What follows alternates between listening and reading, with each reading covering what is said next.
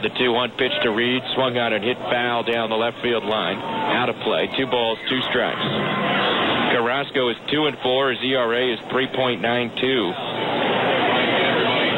He will sometimes drop down sidearm. He has a lot of sink on his pitches. He's not overpowering.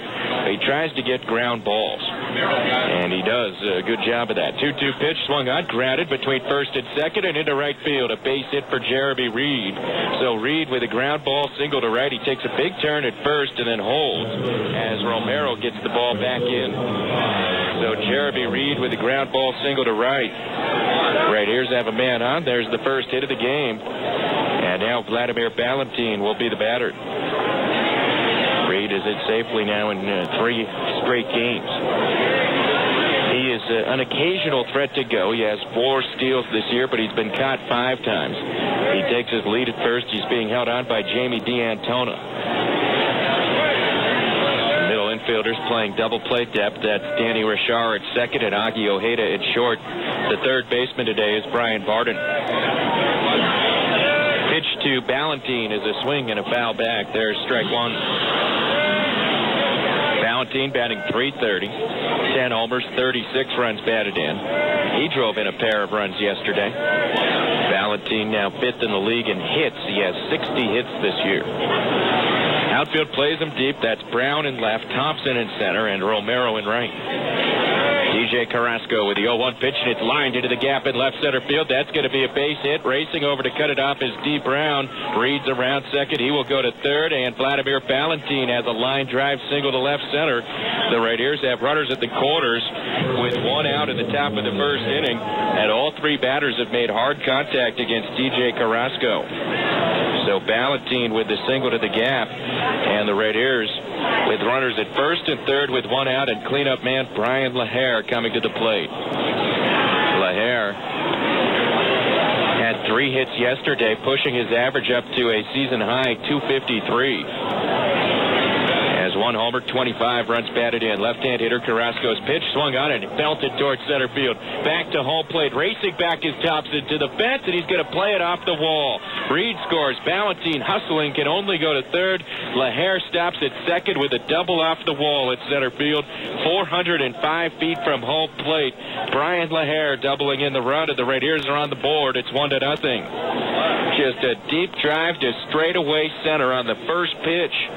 LaHare with his 13th double of the year, RBI number 26. The Raiders are on the board, and they have runners at second and third with 1 out. And Jeff Clement will be the batter. He'll try to keep it going here against Carrasco, who got tattooed in Portland in his last start. Easily his worst outing of the year. Pitch to Clement is outside and off the glove of the catcher Matt Morgan, but it only rolls a couple of feet away. Carrasco was among the league leaders in ERA, but then in his last outing at Portland, he allowed 8 runs in 2 2/3 innings. And he dropped out of the ERA leaders. 1-0 pitch to Clement, lifted to center field. Back it up is Thompson, but he's got a beat on it. He reaches up and makes the catch. Tagging at third is Valentin. He's going to score.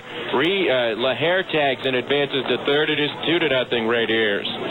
Jeff Clement with a long sac fly to center field. And that brings in another run.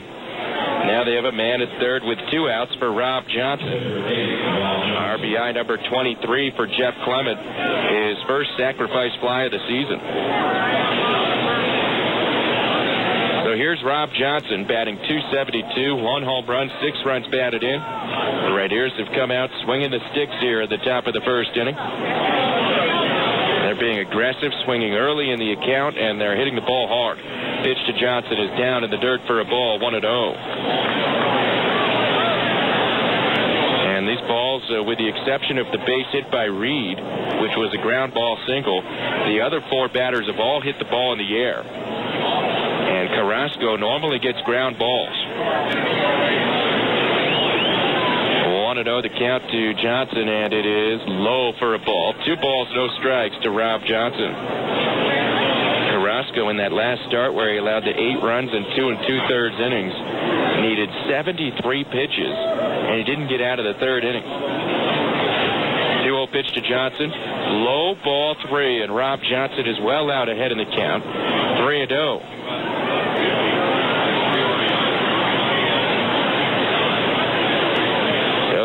2-0 the count. Here's the pitch. Poured in there for a strike. 3-1.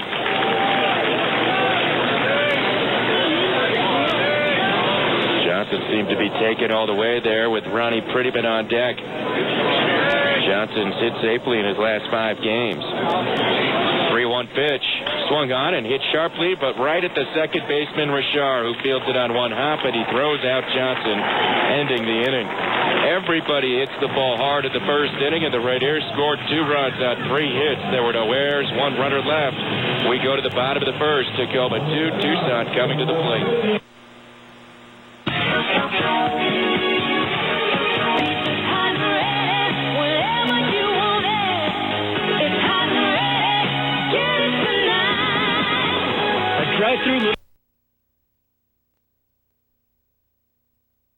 MVP physical therapy. Oh, the Raiders get 2 at the top of the first inning, and now the Tucson Sidewinders come to the plate at the bottom of the first against left-hander Ryan Fearbend. Fearbend making his 10th start for the Raiders. 2 wins and 2 losses with a 3.75 ERA for Fearbend. Might be a short outing for Fearbend. Already the Raiders have Jim Parquet warming up in the bullpen. And while Darren Brown was non-committal before the game, the Mariners do need a starting pitcher on Tuesday to take on the Angels in Anaheim. And Fearbend is limited to an inning or 2 today. You can suspect that that's what's going to happen. Danny Richard is the batter. He stands in, left-hand hitter. Fearbend with the pitch, and it is a little bit inside, ball 1. Fearbend, 2-2, 3.75 ERA. He's allowed a lot of hits, 60 hits in 48 innings. The 1-0 to Richard is low, 2-0. But he's allowed only 3 homers. He has walked just 18 while striking out 36. Fearbend is a fly ball pitcher. He falls behind Richard, 2-0. Richard batting .295. The 2-0 from Fearbend is in for a strike, and it goes to 2-1.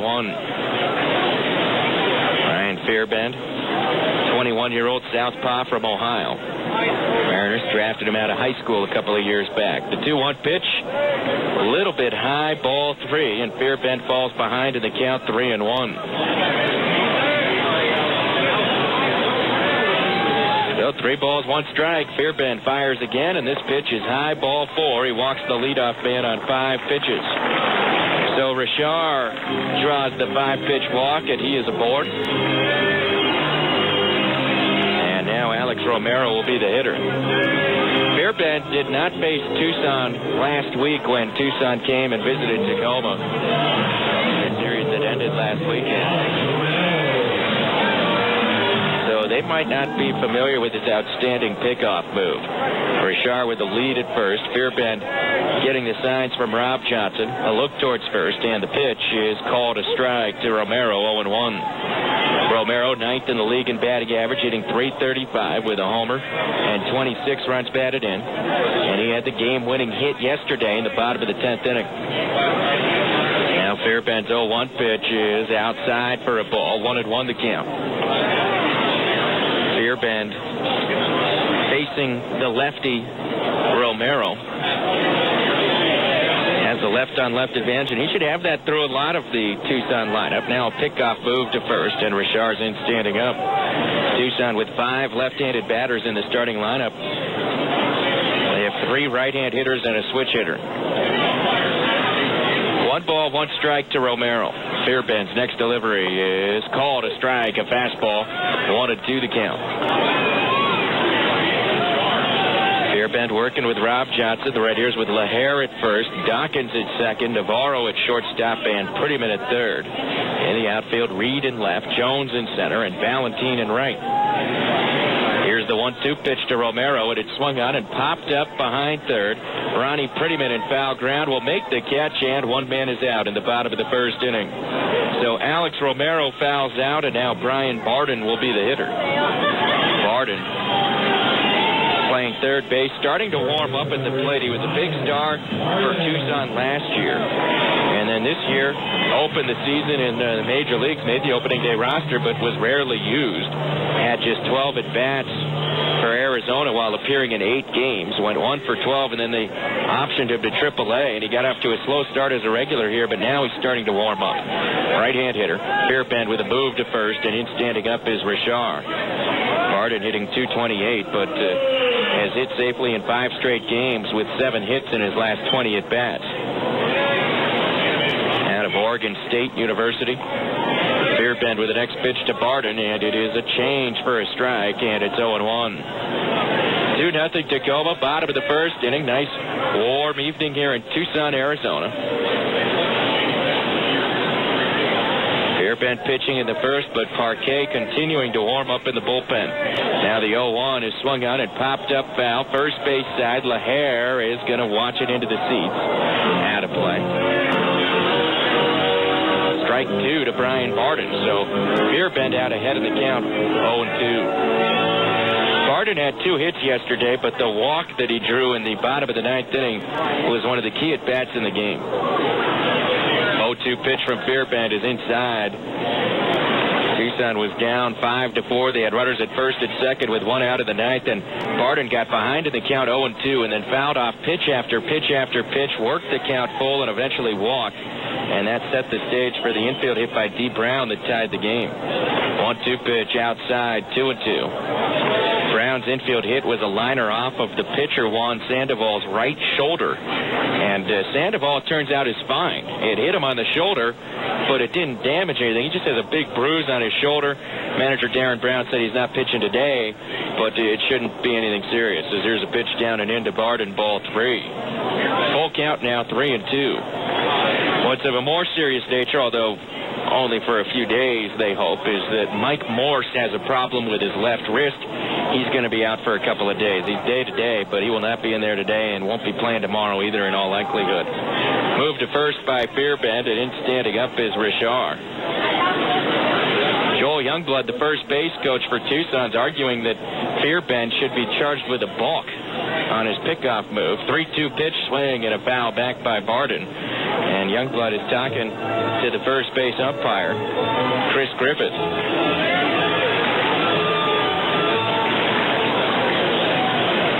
3 balls, 2 strikes to Barden. Now Fairbairn again with the pitch, and it swung on and lined between short and third and through into left field, a base hit. Moving up to second is Danny Richard. Brian Barden with a single to left field, and Tucson has 2 on with 1 out at the bottom of the first inning. So now Chris Carter will be the batter. Carter, the cleanup man for Tucson, is batting .331. He has 3 homers and 23 runs batted in. He's a left-handed hitter.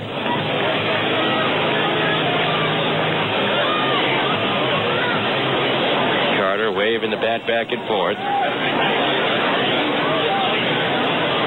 Carter looking out towards Fairbairn, and the pitch is right down the middle. There's strike 1.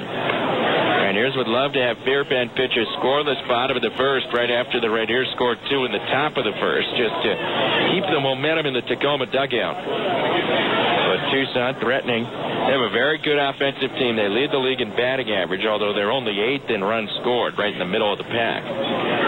Fairbairn bluffs a pickoff move to second, but does not throw over there. Tucson gets all these hits, but they're singles. They do not hit for power. They have 21 homers as a team, which is by far the lowest total in the Coast League. Here's Fairbairn's 0-1 pitch, and it is low for a ball. 1 ball, 1 strike to Chris Carter. Smaller crowd on hand tonight than last night. Last night they announced 5601.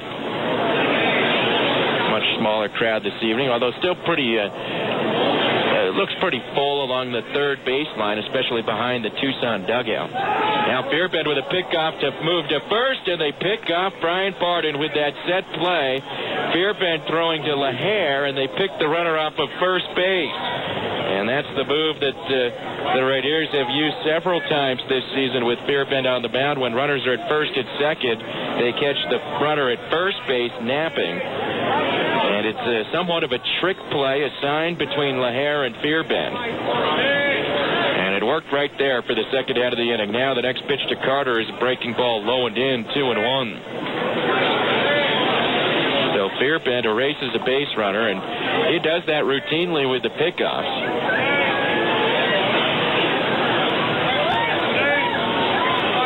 Well, 2 balls, 1 strike to Chris Carter. And now Navarro trying to sneak in behind the runner at second base. Fairbairn has been able to get out of a lot of jams this year, or lessen the damage when he's allowing base runners by going to that pickoff move. Here's the 2-1 to Carter. Swing and a miss. There's strike 2. Carter was out in front of an off-speed pitch. He tried to stay back on it, but he couldn't. 2 balls, 2 strikes with 2 outs. Fairbairn with a fastball in the 91, 92 mile per hour range. 4-pitch pitcher. Here's his 2-2 offering to Carter, and it is swung on and bounced up the middle and threw into center field. A ground ball, base hit. Rounding third is Richard. He's coming home. The throw from Jones. The tag, and safe at the plate is Richard on a close play. Single at an RBI for Chris Carter, and it's 2-1. Adam Jones made that a lot closer than it probably should have been. He got on that ball quickly in shallow center field and then fired a 1-hop strike to Rob Johnson. But Richard was able to slide in ahead of the tag from Johnson. So Chris Carter with the RBI single. Now Jamie D'Antona will be the batter.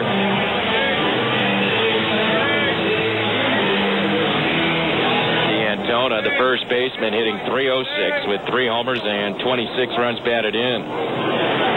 He had a big series up in Tacoma against the Red Ears last week. The pitch from Fairbairn is low and away, ball 1. D'Antona had 7 runs batted in the 4-game series, including a grand slam home run. 1-0 the count. Fairbairn comes to the plate, and the pitch is swung on and grounded between short and third, and that's a base hit. Moving up to second is Chris Carter. 3 straight singles for Tucson. They have runners at first and second with 2 outs. And now D. Brown will be the batter. So ground ball hits, all of them, although Barden's was very sharply hit. But the hits by Carter and D'Antona, both grounders that were just hit to the right spots. Rob Johnson has a quick talk with Fairbairn out on the hill. And now D. Brown gets ready to bat.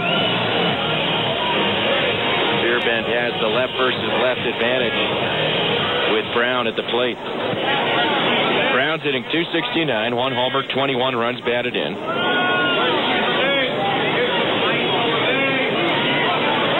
Fairbairn glances towards second, and the pitch is a fastball outside, ball 1.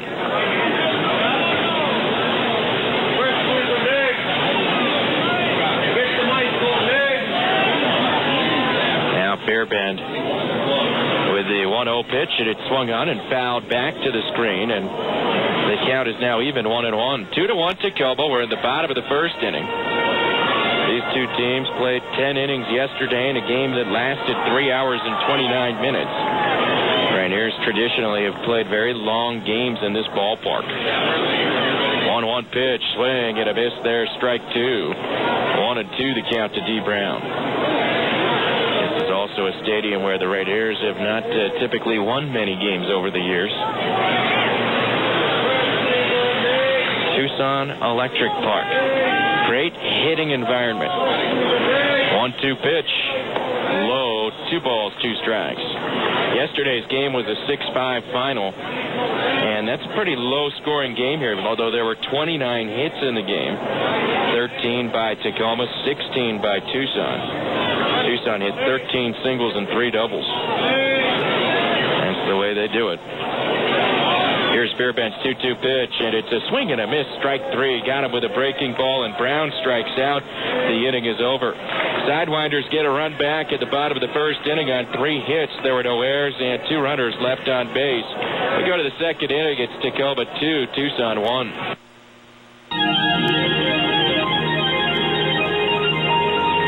American Medical Response is the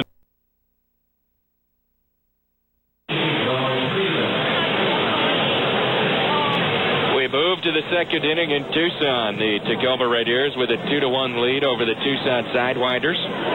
Ronnie Prettyman, Gookie Dawkins, and Oswaldo Navarro due to bat here in the second inning against DJ Carrasco, who allowed a lot of hard-hit balls in the first inning. Pitch to Prettyman is called a strike, 0-1. Prettyman batting .283 after a dozen games with the Red Ears. No homers, 4 runs batted in. 10th round draft pick by the Mariners 2 years ago out of Cal State Fullerton. Left-hand hitter. Carrasco, the right-hander, with the 0-1, and it swung on and pulled on the ground right to the first baseman, D'Antona. He'll take it to the bag for the out, and one man is gone at the top of the second inning. So Prettyman bounces out on the second pitch he sees from DJ Carrasco, and now Gookie Dawkins will come to the dish. Last time we saw Dawkins, it was a couple of nights ago in Tacoma. He went up as a pinch hitter in the bottom of the 8th inning with the score tied 3-3. The bases were loaded with 1 out. He hit a grounder to the third baseman, Luis Mazza. Mazza tried to throw home for a force out, and he threw wildly, and 2 runs scored. They were the winning runs as the Red Ears beat Las Vegas 5-3. Pitch to Dawkins is taken down low for a ball. That was on Thursday night in Tacoma.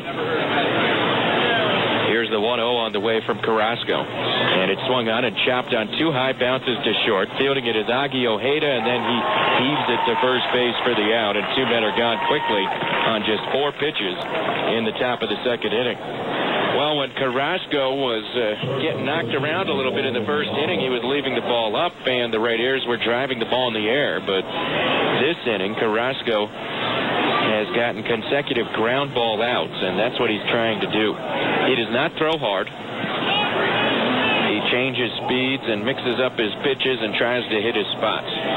Here's his pitch to Oswaldo Navarro, and it is a fastball outside, ball 1. Navarro batting .216 with no homers, 9 runs batted in. He had a couple of hits yesterday. Now the 1-0. Over for a strike, 1-1.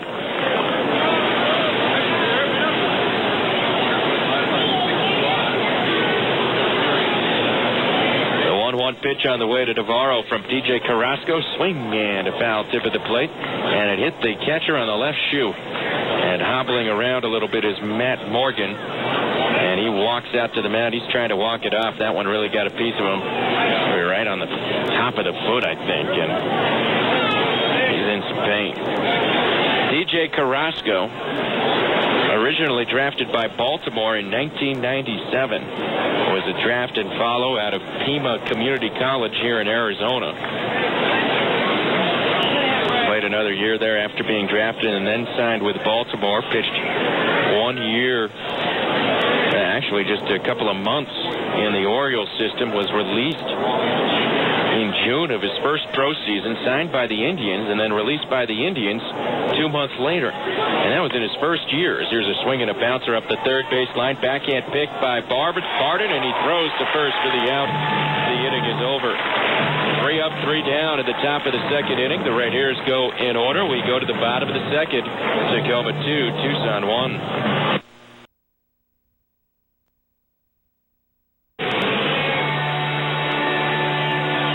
Go to the bottom of the second inning. It is Tacoma 2, Tucson 1. And a new pitcher into the ball game for the Red Ears. Left-hander Jim Parquet will take over for Ryan Fearbend. This pitching change brought to you by MVP Physical Therapy. Our most valuable patient is you.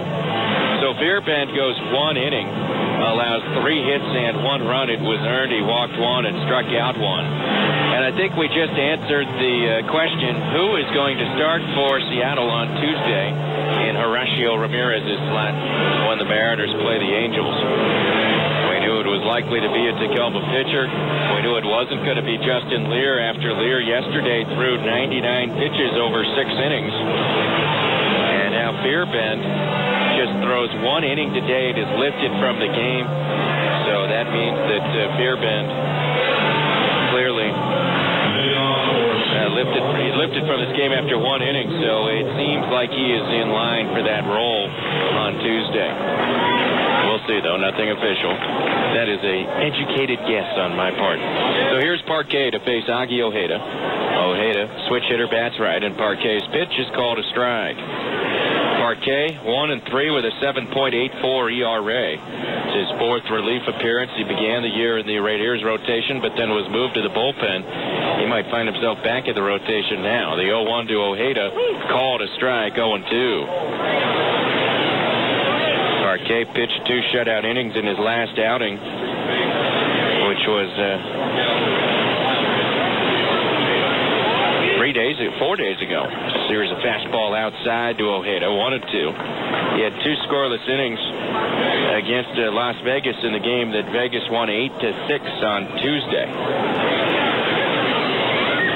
1 ball, 2 strikes to Augie Ojeda. Next offering from Parquet is inside, and the count is even 2-2. Well, Parquet facing this Tucson team, which coincidentally is the last team that Parquet pitched for before quitting the game for nearly 3 years due to his shoulder woes. 2-2 to Ojeda.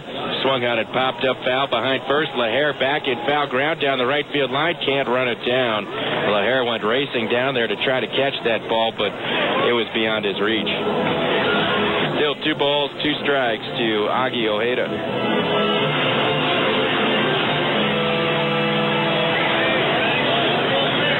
Ojeda steps out for a moment. Parquet likes to work quickly on the mound. He uses a cut fastball that runs in on right-hand hitters. Got the natural movement on that pitch.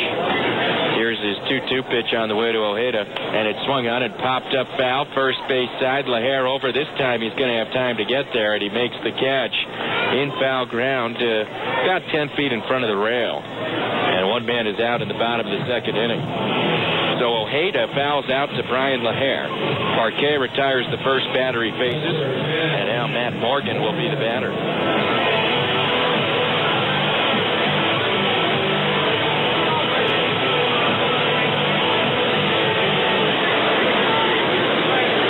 So Morgan, right-hand hitter, hitting .197, stands in the batter's box. Pitch is taken low for a ball, 1-0.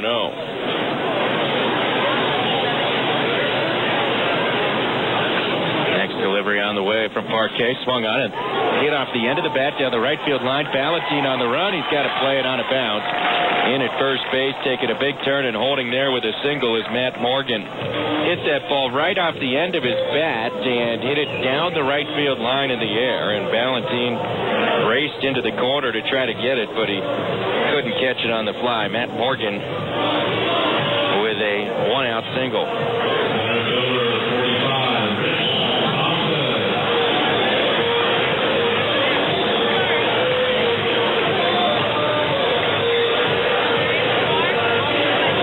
So Rich Thompson now the batter. Thompson hitting .319, no homers, 14 runs batted in.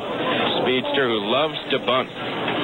And that came into play yesterday in the 10th inning after a leadoff double by Ojeda. Thompson tried to lay down a sacrifice bunt, but he wound up legging out a bunt single. He shows bunt, takes a strike. It's 0-1. The bunt is Thompson's preferred way of reaching base, and he's really good at bunting. That's not just his speed that enables him to have success. 0-1 the count. Fearbend with Parquet with a move to first, and in standing up is Morgan. Parquet relieving Fearbend after just 1 inning today. Now the pitch. Swinging in a little nubber, right side. Parquet off the mound, picks it up with a glove, and then flips it with the glove to the first baseman LaHare for the out. Nice play by Parquet, who knew he had no time for error with the speed demon Thompson burning up the first base line. Parquet reached out with the glove on his right hand, picked it up with the glove, and then in one motion flipped the ball from the glove to Brian LaHare at first base. Thompson swung away on that pitch. It is not a sacrifice. Play goes 1-3. Ball behaved as if he had bunted it. So runner at second with 2 outs, and Danny Richard is the hitter. Richard walked and scored in the first inning against Fearbend.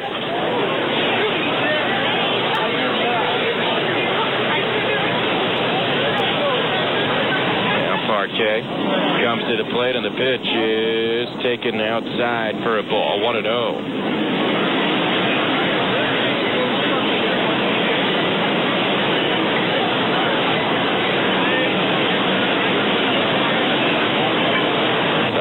The count to Richard. And now Parquet with his next delivery, and this is called a strike, 1-1. Well, with Beerbend lifted after one inning, presumably on orders from the Mariners front office, it really will give Parquet a chance to do something here tonight. I mean, he'll have the opportunity to pitch for a long time if he has success tonight. The 1-1 to Richard, swung on, line towards center. Jones coming in, reaches out and makes the catch, and the inning is over. Danny Richard lines out to Adam Jones in center, and Parquet works a scoreless spot of the second inning. No runs on a hit. There were no errors, and one runner left on base. We go to the third inning. It's Tacoma 2, Tucson 1.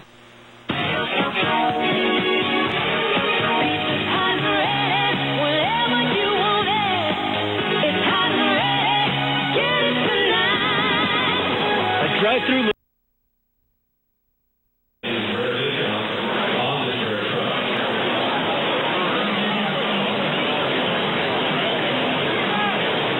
Is the score. The Right Ears with the lead over the Tucson Sidewinders. We go to the third inning. The Right Ears with the top of the order due up. It'll be Adam Jones, Jeremy Reed, and Vladimir Valentine to face the right-hander DJ Carrasco. Well, Jones in the first inning hit a ball deep to left field, and D. Brown caught it right next to the 388-foot sign in left. Jones stepping up to the plate right now. Right here scored 2 in the first. Brian LaHare drove in a run with a double, and Jeff Clement had a sac fly to score another. First pitch to Jones is a breaking ball over for a strike. It's 0-1. 0-1 the count. Next pitch swung on and fouled back to the screen, and Jones is in a hole, 0-2.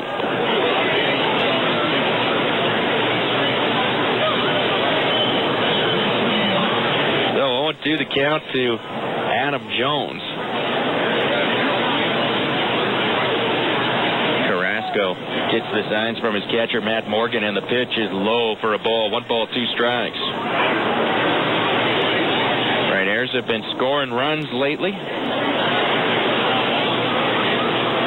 They had the one game where they got shut out in Las Vegas, but that seems to be an anomaly looking back at their recent games. The Right Airs have scored 5 or more runs in all the games in the last week except that one, as the next pitch is in for a strike to Adam Jones. A called strike 3. Carrasco dropped down sidearm and threw a frisbee slider up there. That startled Jones. First strikeout for DJ Carrasco, 1 away in the third, and now Jeremy Reed will be the hitter.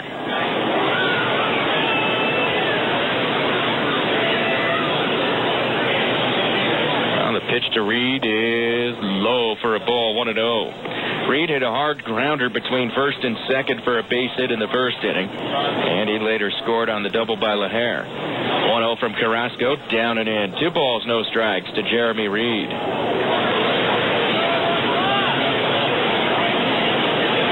So 2-0 the count to Jeremy Reed. Carrasco needs to come into the strike zone here, and Reed knows that the 2-0 pitch is lined to the right side and off the glove of D'Antona and into right field, a base hit. Reed is aboard here with 1 out of the third.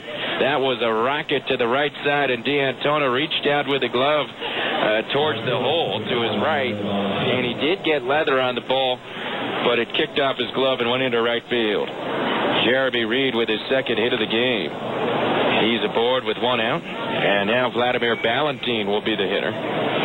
Valentine hit a single to left field in the first inning. He's 1 for 1. He stands in now. And the pitch is swung on and grounded sharply to third. Backhanded by Barden. Goes to second for 1. Relay to first. There's 2. The double play. Vladimir Valentine grounds into the around the horn 5-4-3 double play, and that does it for Tacoma in the top of the third inning. No runs on a hit, there were no errors, and nobody left. We go to the bottom of the third. It's Tacoma 2, Tucson 1. You know.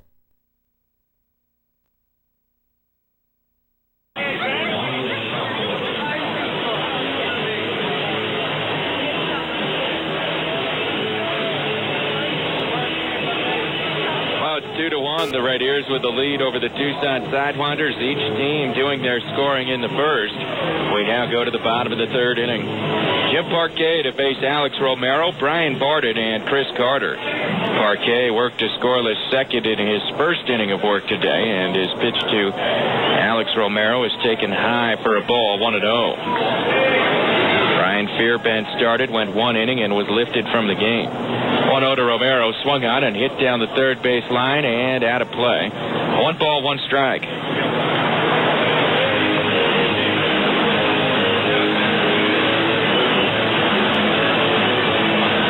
1-1 the count to Romero.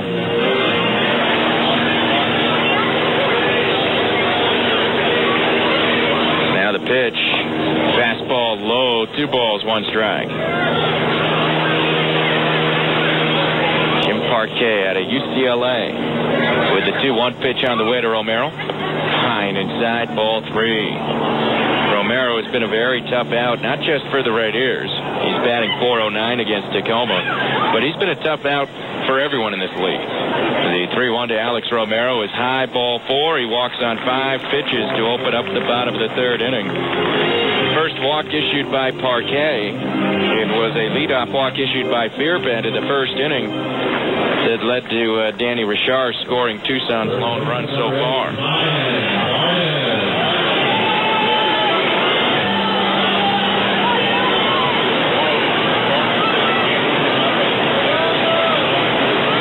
Now the pitch called a strike at the knees, 0-1 to Brian Barden.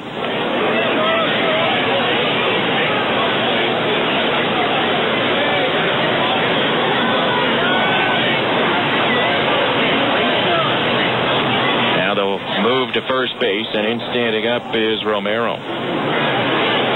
Parquet would love to get a double play grounder. He looks in for the signs from Rob Johnson, and Johnson's looking into the dugout to get signs. Now here's the 0-1 pitch to Barden, and it is inside for a ball. 1 ball, 1 strike to Brian Barden. Parquet pitched for these Tucson Sidewinders in 2004. Went 3-2, but had a 6.30 ERA. Here's the 1-1 pitch on the way to Barden. No, a move to first instead, and back in standing up is Romero. Parquet pitched parts of 6 seasons in the major leagues, including 3 full seasons, as here's a move to first. And again, Barden is in easily. 2000, he went 13-6.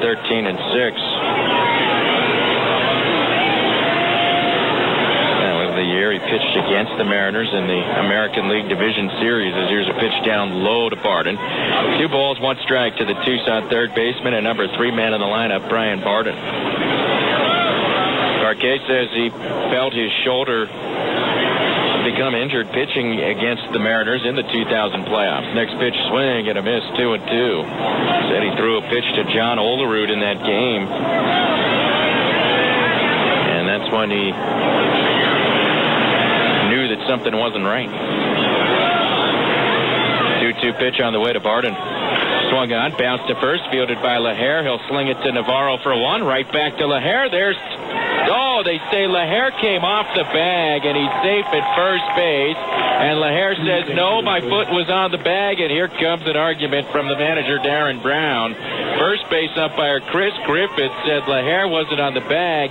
That seemed routine, too. The throw was right there. I think he's saying that LaHare pulled his foot too early after or before making the catch. And Darren Brown's argument is very, very brief. So Barden reaches on a fielder's choice. Romero forced out at second, 3-6 on the play. And now Chris Carter is the batter.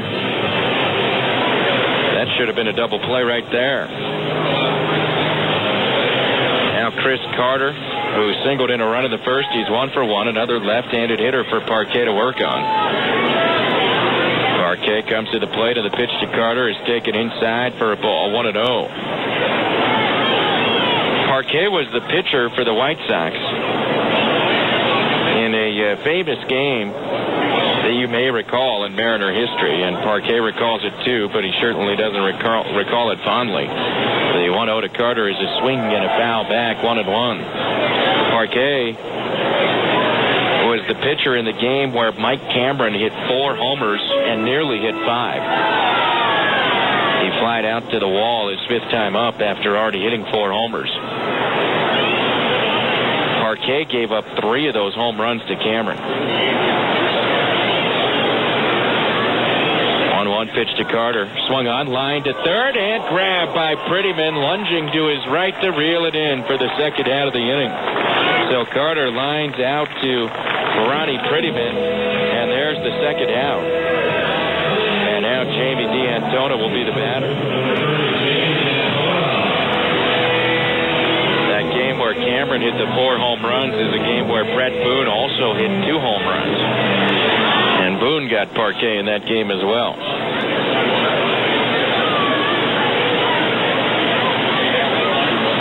D'Antona stands in, and Parquet's pitch is down low for a ball, 1-0. 2-1, right here's lead it, 2 outs in the bottom of the 3rd inning.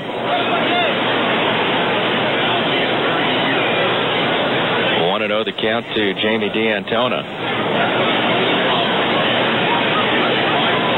Parquet trying to close out this bottom of the 3rd inning. Pressed into duty early today. D'Antona's having problems getting situated in the batter's box, so he calls timeout and digs in once again. Now he stands in. Parquet with a toss to first base, and in standing up is Barden. Each team with 4 hits up on the scoreboard.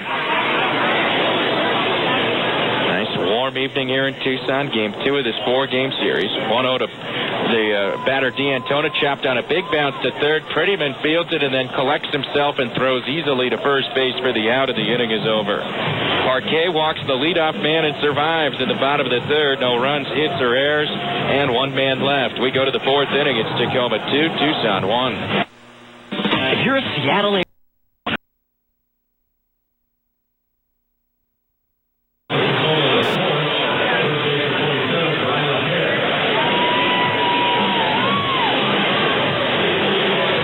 to the 4th inning here in Tucson. Tacoma on top of the Sidewinders. 2-1 is the score. And here's Brian LaHare to start things off for the Red Ears in the top of the 4th inning. He had a long RBI double as part of the rally in the 1st, and he takes the first pitch from Carrasco for a strike. It's 0-1. DJ Carrasco. Now with his next pitch to LaHare, swung on and hit in the air down the left field line, and this is going to go foul and out of play. And that makes the count 0-2. Told you earlier, Carrasco, at the age of 21 in his first pro season, was released twice. Once by Baltimore, who drafted him, and then again by Cleveland, who looked at him for 2 weeks. And then he signed with Pittsburgh for the 1999 season, and he became an outstanding relief pitcher in the low minor leagues as he throws one outside to LaHare. His success in the Pirate system culminated with the 2002 season when he had a 1.61 ERA as LaHare turns on the next pitch and rips it down the right field line, and that's going into the corner for extra bases. LaHare's digging for second, and he'll stop there with a leadoff double. The second double of the game for LaHare, and they have both been absolute rockets. And perhaps Mr. LaHare is starting to heat up. Certainly seems that way. He had 3 hits yesterday and doubles in his first 2 at-bats today. And he has now hit safely in 8 of his last 9 games, and 4 of his last 5 games have been multi-hit games. If he starts hitting homers, he hasn't homered since the 2nd week of April. Here's Jeff Clement. Clement hit a sac fly in the 1st. And the pitch is swung on and bounced right to the second baseman, Richard, who fields it on a high hop. He throws out Clement. On the play, LaHare advances to third, and the Red Ears have a runner at third with 1 out for Rob Johnson. So Carrasco in the Carolina League in Class A in 2002 had 29 saves, a 1.61 ERA, and in 72 innings allowed 1 homer. And the Royals drafted him in the Rule 5 draft, the Major League Rule 5 draft, meaning that they were going to keep him in the major leagues for the entire 2003 season, and they did. And he pitched in 50 games as a rookie that year. Pitch to Rob Johnson with the infield in, and it's taken low, ball one. He had 50 games in 03, went 6-5 for the Royals, a 4.82 ERA, made 2 spot starts. The following season, he split time between Omaha and Kansas City, working again as a reliever. 1-0 to Johnson, low, 2-0. In 2005, the Royals tried Carrasco as a starter, and he made 20 starts for Kansas City, went 6-8 with a 4.79 ERA. And then after the season, had his contract sold to Japan, and where he pitched for Fukuoka in the Japanese major leagues last year. Next pitch in for a strike to Johnson, 2-1. But Carrasco pitched in 3 games for the Hawks and got hit hard and spent most of the year in the Japanese minor leagues. He's a ground ball pitcher, and he said it just didn't work for him with the Hawks, as he allowed a lot of hard grounders on the artificial turf, which is in most of the stadiums in Japan. And a lot of his ground balls that he thought were going to go for outs just scooted through the infield on that turf, and he just allowed a ton of singles.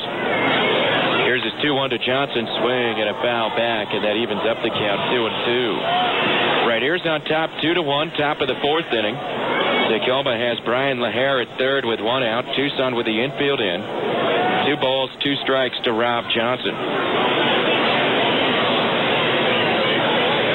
Carrasco is set. The 2-2 pitch, sidearm, and it is down and in, ball 3. So Carrasco dropped down sidearm on that pitch and missed his spot. A little low and inside.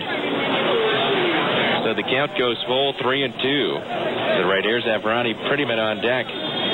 Johnson waving the bat back and forth. Carrasco comes set, and the 3-2 pitch is swung on and grounded up the middle and through into center field. A base hit for Rob Johnson, and scoring from third is LaHare, and the right ears lead it 3-1. So Rob Johnson with a ground ball single to center field. That brings in run number 3. And Ronnie Prettyman will be the next hitter. Prettyman grounded out in the second. He's 0 for 1. So the right ears now with 6 hits tonight. And good situational hitting there for Rob Johnson. There he goes to second. The pitch is swung on and hit slowly to the second baseman, Richard, who has only 1 play, and that's to first. He throws out Prettyman. Johnson takes second base. Johnson took off on the first move by DJ Carrasco. He was going to steal second base, but Prettyman put the ball in play. So runner at second with 2 outs for Gookie Dawkins.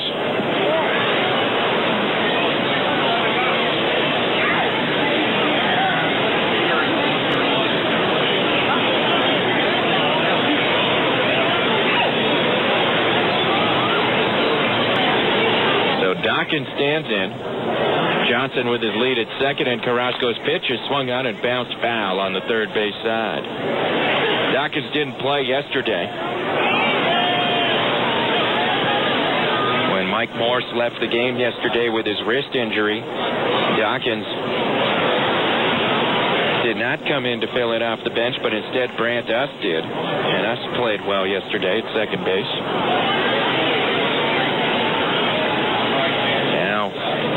Carrasco with the 0-1 pitch, and it is low for a ball, a fastball. 1 ball, 1 strike.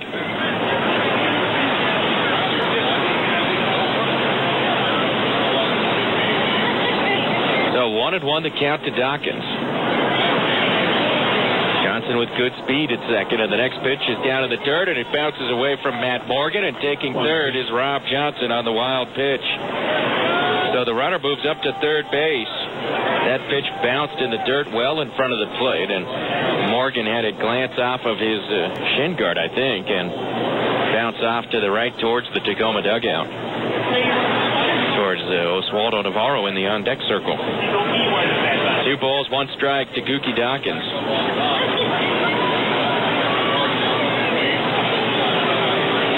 Carrasco comes set, and the 2-1 pitch swung on and hit sharply on the ground, but right to Richard at second base, who fields it and throws out Dawkins, ending the inning. Right here, settle for 1 run at the top of the 4th inning on 2 hits.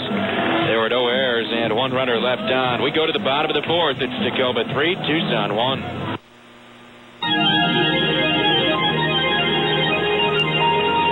American Medical Response is the nation's leading. Mike Curto with you from Tucson Electric Park, where the Rainiers lead Tucson 3-1. We go to the bottom of the fourth inning. Hey kids, you should sign up for the Tacoma Rainiers Kids Club for only $10. Membership includes the Rainiers backpack, a set of 2007 trading cards, an autographed photo of Rhubarb the reindeer, and admission to the first Sunday Rainiers game of each month.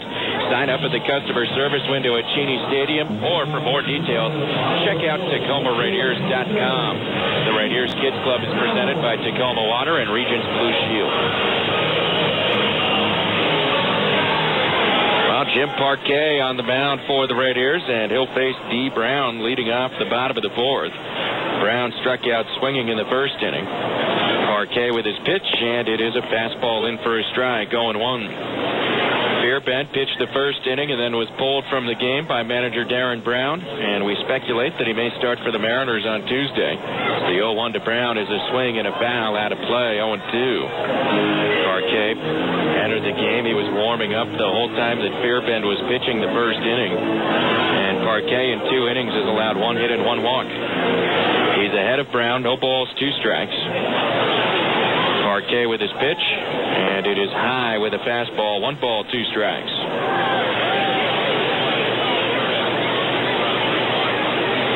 Mariners have won today. The M's beat Kansas City 9-1 behind Chow Sung Beck. The 1-2 pitch is hit in the air to left field. This is right to Jeremy Reed, who will make the catch, moving a couple of steps towards the foul line. 1 out in the bottom of the fourth inning. Brown flies to left field, and now Augie Ojeda will be the batter. Beck today went 7 innings and allowed 1 run, and it was an unearned run. Scoring on a throwing error by shortstop Unieski Betancourt. Kenji Jojima hit a grand slam home run in the fourth off Brian Bannister. Richie Sexton hit a 3-run homer in the 9th inning.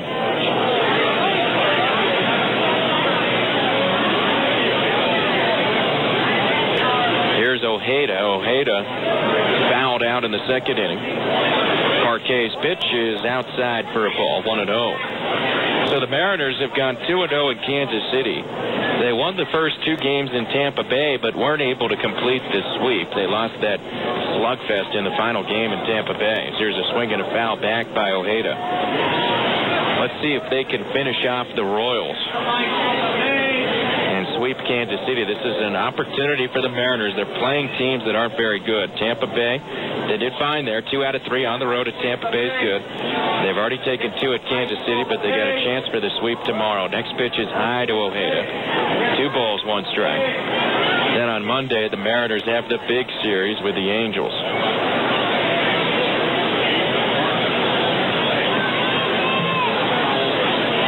Balls, 1 strike to Ojeda, and it swung on and grounded to third, fielded there by Prettyman, and he will throw to first for the out, and 2 men are gone in the bottom of the 4th inning. So Ojeda grounds out to Ronnie Prettyman, and now Matt Morgan will be the batter. Mariners are confident that Felix Hernandez is going to be able to make his start on Wednesday against the Angels. He left yesterday's game in the 6th inning with a little bit of tightness in his back, and they really took him out for precautionary reasons. The Mariners had a 10-2 lead. The M's have been piling up the runs. They had 18 hits in back-to-back games, and then today they had 9 runs on 12 hits. Here's the pitch to Matt Morgan, swung on it, lined up the middle and into center field, and Matt Morgan has his 2nd hit of the game. He's 2 for 2. Both of his hits coming against Jim Parquet. So a 2-out single for Morgan, and now Rich Thompson is the batter. 3-1 Tacoma, 2 outs, bottom of the 4th.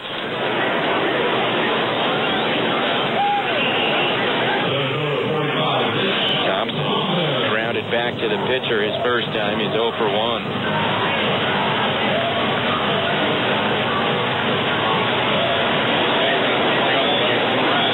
With the win today, the Mariners went over 500. Now the pitch is swung on and hit in the air to left center field. Jones moving into the alley. Reed is there as well, and Reed, the left fielder, will make the catch, and the inning is over. So no-run score in the bottom of the fourth inning on one hit. There were no errors and one runner left on base. We go to the fifth inning. It's Tacoma 3, Tucson 1.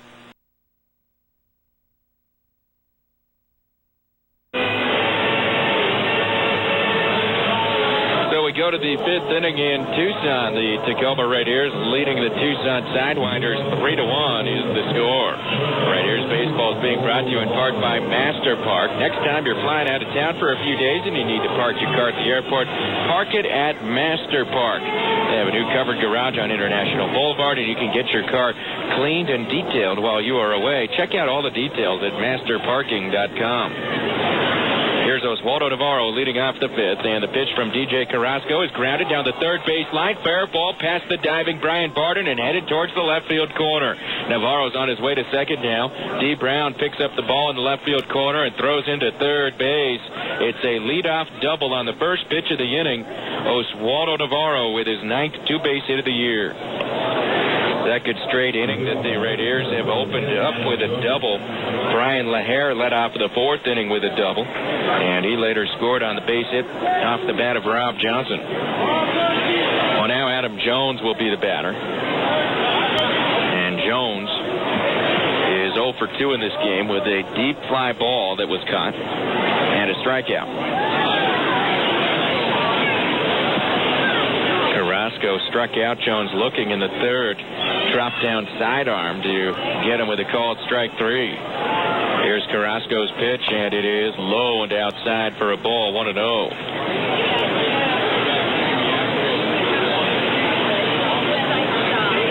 Jones waving the bat back and forth.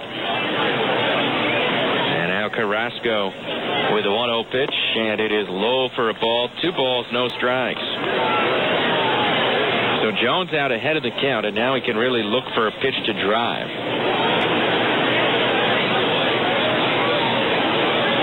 2 balls, no strikes. Leading from second is Navarro, and the pitch is a breaking ball up and in, ball 3. So 3-0 the count.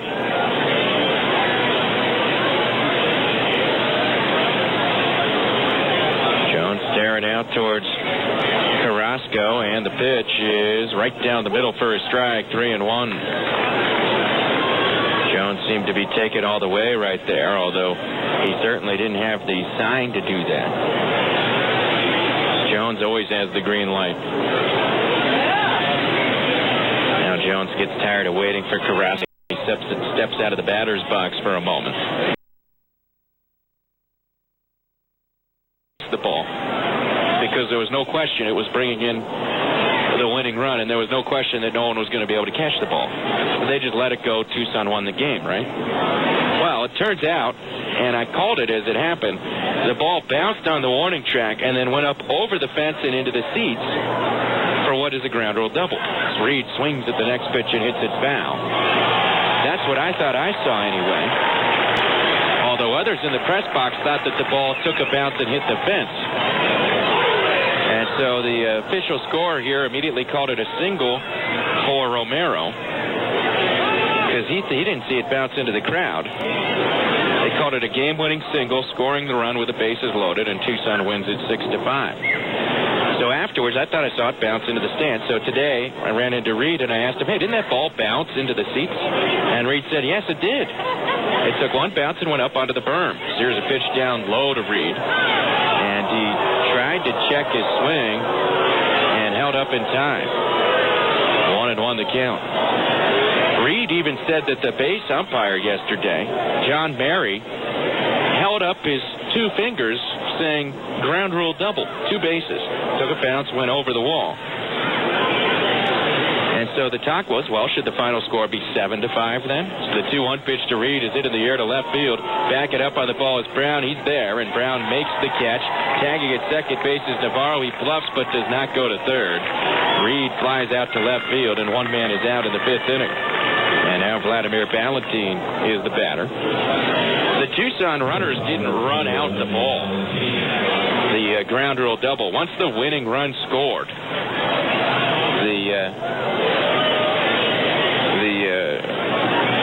runners just kind of celebrated. Tucson had won the game. Now we have a situation here. The Red Ears trainer, Tom Newberg, going out to talk to the shortstop, Navarro, who apparently had some odd feeling in his right leg, and Navarro called out the trainer. And Navarro being looked at by Newberg, and now manager Darren Brown. Is it like a home run? And then we brought up the grand slam that Robin Ventura hit in the playoffs. You may recall for the Mets, they only needed one run to score. He was up with the bases loaded. He hit it into the seats, reached first base, and then was mobbed by his teammates, and no one ever ran out the home run. And it counted as a single, which didn't matter because they won the game anyway. He just didn't get credited with a home run. It's now a pitch to Valentin. Is hit to deep left center field. That is way back, and that is gone. A 3-run homer to Vladimir Valentin to left center field, and the Red Ears lead it 6-1. Vladimir Valentin, first ball swinging with a line drive rocket to left center field, his 11th homer of the year, and the Red Ears open it up 6-1 here at the top of the 5th inning. And that ball was loud. It got out of here in a hurry, too. Valentin, home run number 11. He now has 39 runs batted in. Valentin with a 3-run homer. And that really opens things up for the Red Ears. And now Brian LaHare is the hitter. He's 2 for 2 with 2 doubles, and he takes a strike, 0-1. So anyway, we never really figured out whether 2 runs should score or 1 on the walk-off ground rule double with the bases loaded as LaHare swings at the next pitch and lines it into center field, and there's his 3rd hit of the game. And I think the Tucson bullpen might get cranked up here as Carrasco is not having an easy time getting outs. Brian LaHare's 3 for 3, his 2nd straight 3-hit game, and now Jeff Clement is the batter. He's 0 for 1 with a sac fly and an RBI. Then the conversation, the debate, whether it should have been 6-5 or 7-5, spilled over to the press box, and finally the PR guy here, Landon Vincent, decided to bring it to the umpires and find out what they said. Here's a pitch for a strike to Jeff Clement. It's 0-1. So he went down to talk to the umpires before the game today, and they really were they said the final score was 6-5, but as now the pitch is up high to Clement. But according to Landon, they weren't very convinced. The thought was that once the ball bounced on the warning track and was a hit, and the runners advanced 1 base, the winning run had scored. It was 6-5, and that was it, regardless of the fact that the ball bounced into the stands, which it did. So even though it should have been a ground rule double, only a single was credited to Romero, and Tucson won it 6-5. Next pitch to Clement is low for a ball. He's ahead in the count, 3-1. So an unusual play to end the game.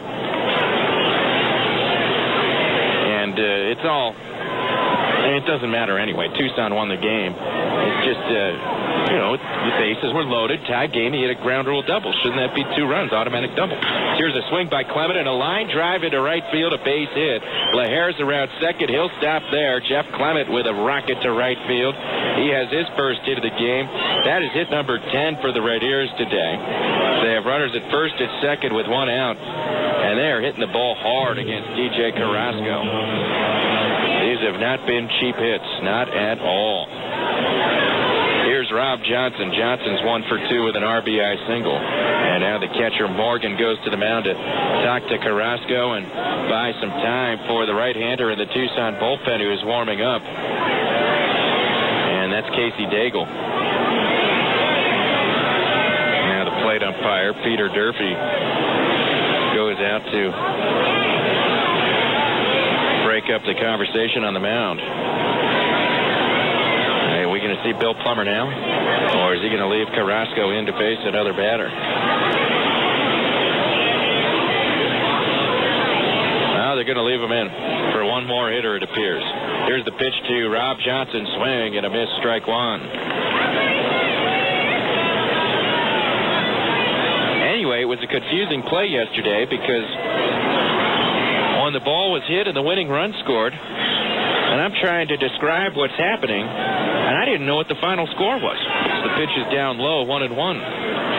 I didn't know if Tucson had won it 6-5 when they put on the scoreboard, or 7-5, which it would have been with the automatic double. And my inclination was the right score was 7-5, because I think he gets credit for a double that bounces over the outfield fence. But the umpire said no, 6-5 is the final. So that was correct. As here's a pitch down low to Johnson, 2-1. It is a situation that's not covered in the rule book.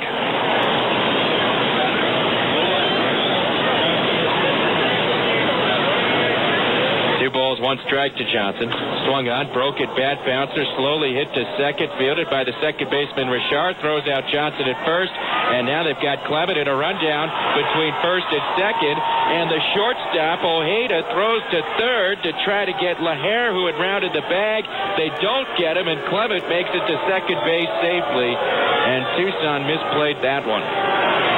There are mistakes everywhere there. Clement didn't run through to second base. He stopped running when the ball was fielded by Richard in front of him, but he could have ducked behind Richard, I believe. Richard fielded it through to first to retire the batter, and then Clement was caught in a rundown between first and second. He was going to be dead, but they threw to third to try to get Lahair, and they didn't get him, and Clement then smartly went to second base. So it is simply a 4-3. Johnson grounds out, second baseman to the first baseman, and the runners advance. It's just a little weird. Pitch to Ronnie Prettyman is low for a ball, 1-0. So they leave Carrasco in to face another hitter. It is 6-1 Rainiers, and Prettyman could really open this up with a base hit. He is 2 for 3 in his brief time with the Rainiers when batting with runners in scoring position and 2 outs. That's the situation he's in right now. 1-0 to Prettyman, swung on and hit foul down the left field line, 1-1.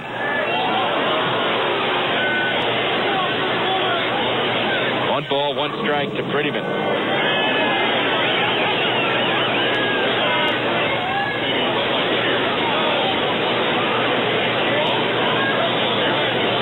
Now 1-1.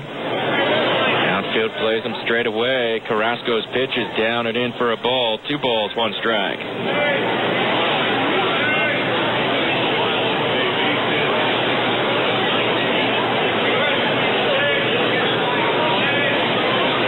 Prettyman steps back in again, waving the bat back and forth. Carrasco from the stretch. Here's his 2-1 pitch, and it is outside, ball 3. Well, if Prettyman ends up walking, the Rainiers have Gookie Dawkins on deck. He would bat with the bases loaded if Prettyman walks.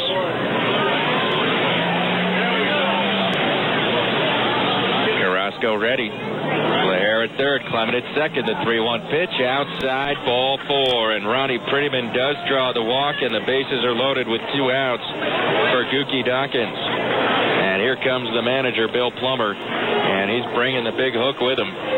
He is going to go to the bullpen and bring in Casey Daigle here at the top of the 5th inning. We've got a pitching change brought to you by MVP Physical Therapy. Our most valuable patient is you.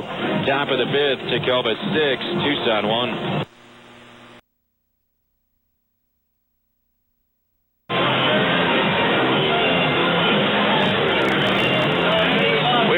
Top of the 5th inning in Tucson. The Rainiers have scored 3 runs this inning to take a 6-1 lead, and they have the bases loaded with 2 outs and Gookie Dawkins coming to the plate. Tucson has gone to the bullpen and brought in right-hander Casey Daigle. Daigle 1-1 with a 9.15 ERA. He's having a rough season. He was just about 10 days ago taken off of the Arizona Diamondbacks 40-man Major League roster, and he cleared waivers. So he was reassigned to Tucson. Daigle is known throughout the sport as being the man who is married to Jenny Finch, the softball ace from Team USA, and also a sometime commentator on This Week in Baseball. He and his pitcher wife have a son, and they of course named him Ace. Daigle, tall right-hander, 6'5". Diamondbacks first-round draft pick years ago when he was coming out of a high school in Louisiana. So Daigle inherits a jam. Bases loaded, 2 outs, and here comes Gookie Dawkins up to the plate. Dawkins is grounded out twice. Every Rainiers batter in the lineup has reached base with either a hit or a walk in this one, with the exception of Dawkins. But he's the only one who's had only 2 plate appearances. Everyone else has been up 3 times, with the exception of Navarro, who's on deck, but Navarro doubled to open up this inning.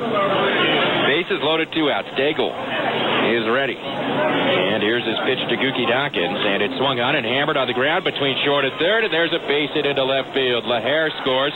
Clement's being waved in. He's going to score. Trying to go to third is Prettyman, and he's in a rundown between second and third. The second baseman, Richard, chases him down and tags him out for the final out of the inning. But 2-run score on the single by Gookie Dawkins, and Prettyman is put out 7-6-4 for the final out of the inning. In the inning, the Rainiers score 5 runs, and they do it with 5 hits. There were no errors, and 1 runner was left on base. We go to the bottom of the 5th inning.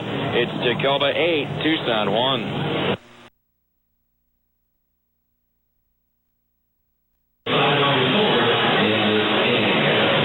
To the bottom of the 5th inning, Tacoma leading Tucson 8-1. Jim Parquet suddenly with a big lead to work with. He'll face the top of the lineup here in the bottom of the 5th inning. Tacoma Rainiers baseball is being brought to you in part by agent Jason James from Windermere Professional Partners and Tacoma Properties, where they practice real estate with ethics, integrity, and intelligence. First pitch to Danny Richard is taken outside for a ball, 1-0. Richard, left-hand swinging second baseman, and he's leading things off. Next delivery misses for a ball, 2-0. Parquet has pitched 3 scoreless innings today in relief of Ryan Fearbent.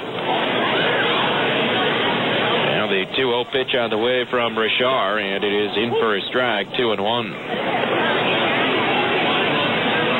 Parquet allowed 2 hits and 1 walk. He has not struck out a batter. Here's his 2-1 to Richard. Swung on and hit foul and out of play on the third base side. That evens up the count, 2-2. We're going to take a look around the Mariner farm system while Tucson bats here in the bottom of the 5th. You know, the Rainiers kind of messed everything up yesterday. They were the only team in the M system from the big leagues down to A-ball that didn't win. Here's Richard hitting a high chopper to short. Navarro picks it nicely on a short hop and throws to first for the out. Nice play by Oswaldo Navarro, the shortstop. And 1 man is out at the bottom of the 5th inning. So Navarro makes the play, and now Alex Romero will be the hitter. Romero is 0 for 1. He's popped up and walked. AA West Tennessee was a winner in the Southern League. They defeated Chattanooga 6-3. Good start for left-hander Robert Rohrbach. As here's ball 1 to Alex Romero. Rohrbach in 6 1/3 innings allowed 2 runs and struck out 8, evening up his record on the year at 4 wins and 4 losses. 1-0 is inside to Romero, 2-0. Outfielder Prentice Redmond hit his 7th homer, drove in 3 runs. He's batting .298 with 7 homers, 21 runs batted in for West Tennessee. Here's the 2-0 to Romero, and it is high, ball 3. So West Tenn is now 4 games under 500 at 22-26. Here's the 3-0, and it is low, ball 4. Parquet walks Romero on 4 pitches. Second time Romero has walked today. He's not a batter who walks very often either. So Romero's on with 1 out, and now Brian Barden will be the batter.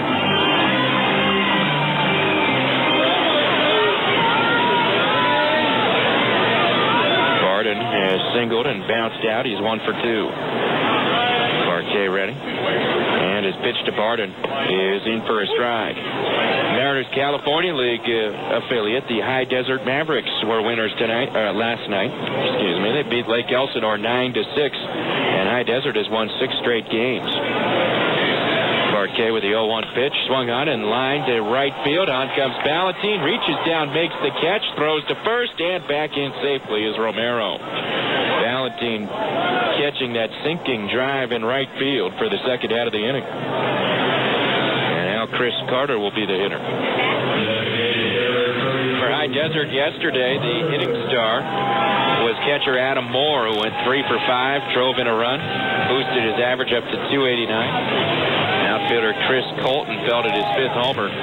Chris Tillman, the Mariners' 2nd-round draft pick last year, made his High Desert debut, allowed 5 runs in 5 innings, giving up 8 hits. Pitched down low to Carter, ball 1. Tillman has been throwing well at low Class A Wisconsin and was promoted to High Desert.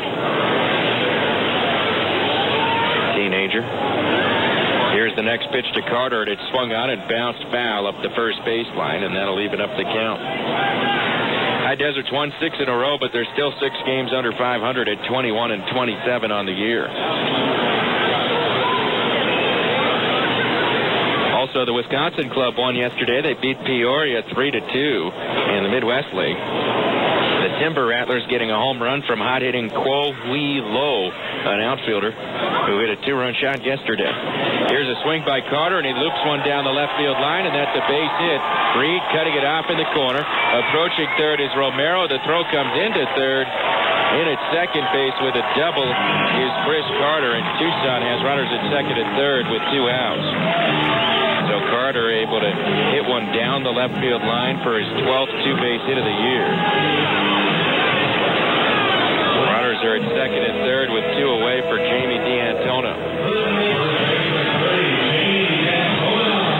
D'Antona's 1 for 2 with a single.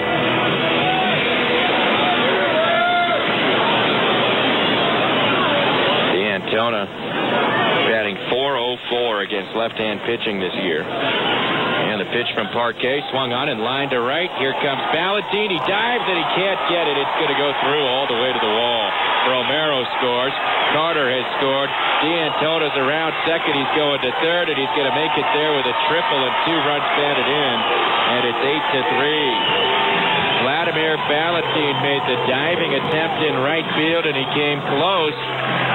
But he missed it, and the ball went through to the fence. Jamie D'Antona with his 4th triple of the year. So Tucson gets a couple of runs back with the 2-out rally. Dwight Bernard, the Tacoma pitching coach, is beginning a slow walk out to the mound. And down to the Rainiers bullpen. Rainiers with a bunch of guys nursing minor issues. Rob Johnson's been taking off a day here and a day there, as has Jeff Clement lately. Well, plays ready to resume. D. Brown will be the batter with the runner at third and 2 outs. Bottom of the 5th. Tacoma on top 8-3. And Brown has struck out and flied out. The pitch from Parquet is a first pitch breaking ball that misses outside, ball 1. Want to know the count. Parquet with his next pitch on the way to Brown, and it is outside and high, 2-0. It's been a long 5th inning. We flew through 4 innings tonight, but the 5th has featured 7 runs so far. 2-0 pitch outside, ball 3, 3-0. It's been an eventful 5th inning. I think I read once that someone studied all the games in baseball history and determined that the 5th inning was the inning in which the least happened. Here's a pitch for a strike to D. Brown, 3-1. There were fewer runs scored in the 5th than any other inning. Not tonight. Next pitch lined up the middle into center field, a base hit for Brown, and here comes another run. D'Antona scores from third, and it is 8-4. So a 3-run rally with 2 outs in the bottom of the 5th for Tucson, and it continues. Now Aki Ojeda will be the batter, and he's not going to face Jim Parquet. On his way to the mound is Darren Brown, and he's going to take the baseball from Parquet. Parquet did a nice job in long relief, but here in the 5th inning they've started to get to him. So Jason McIntosh will come in from the bullpen. We'll take a break here in the bottom of the 5th inning with 2 outs for this pitching change. Brought to you by MVP Physical Therapy. Our most valuable patient is you.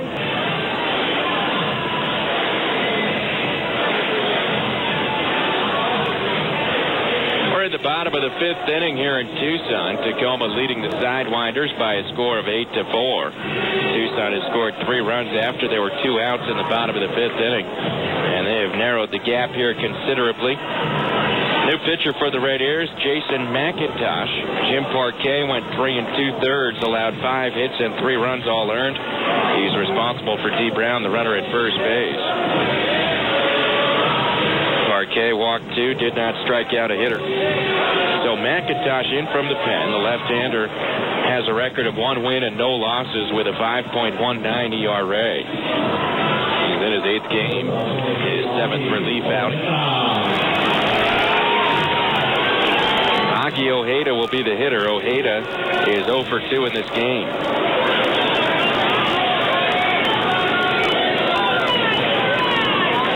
Ojeda stands in.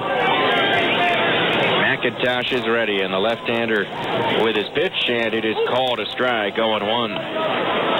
McIntosh, 27 years old. He's in his first season of AAA ball. Now the 0-1 pitch on the way to Ojeda. And this one is high for a ball. 1 ball, 1 strike.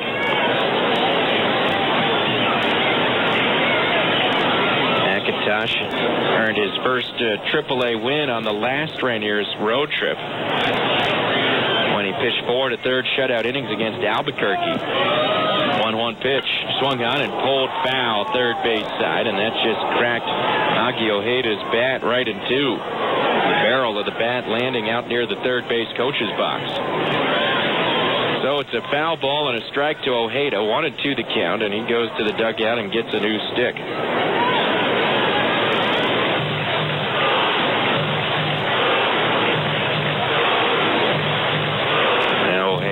Back towards the batter's box.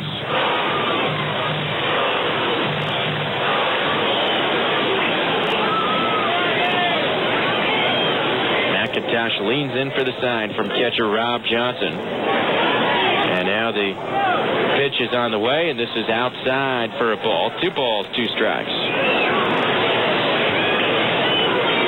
8-4 Rainiers, bottom of the 5th. The runs are scoring tonight in Tucson. The 2-2 pitch, swung on and hit high in the air behind second base. Dawkins is back, calls off Navarro, and the second baseman makes the catch, and the inning is over. So McIntosh comes in and gets his man, closing out the 5th. 3-run score for Tucson on 3 hits. There were no errors, and 1 runner was left on base. We go to the 6th inning. It's Tacoma 8, Tucson 4.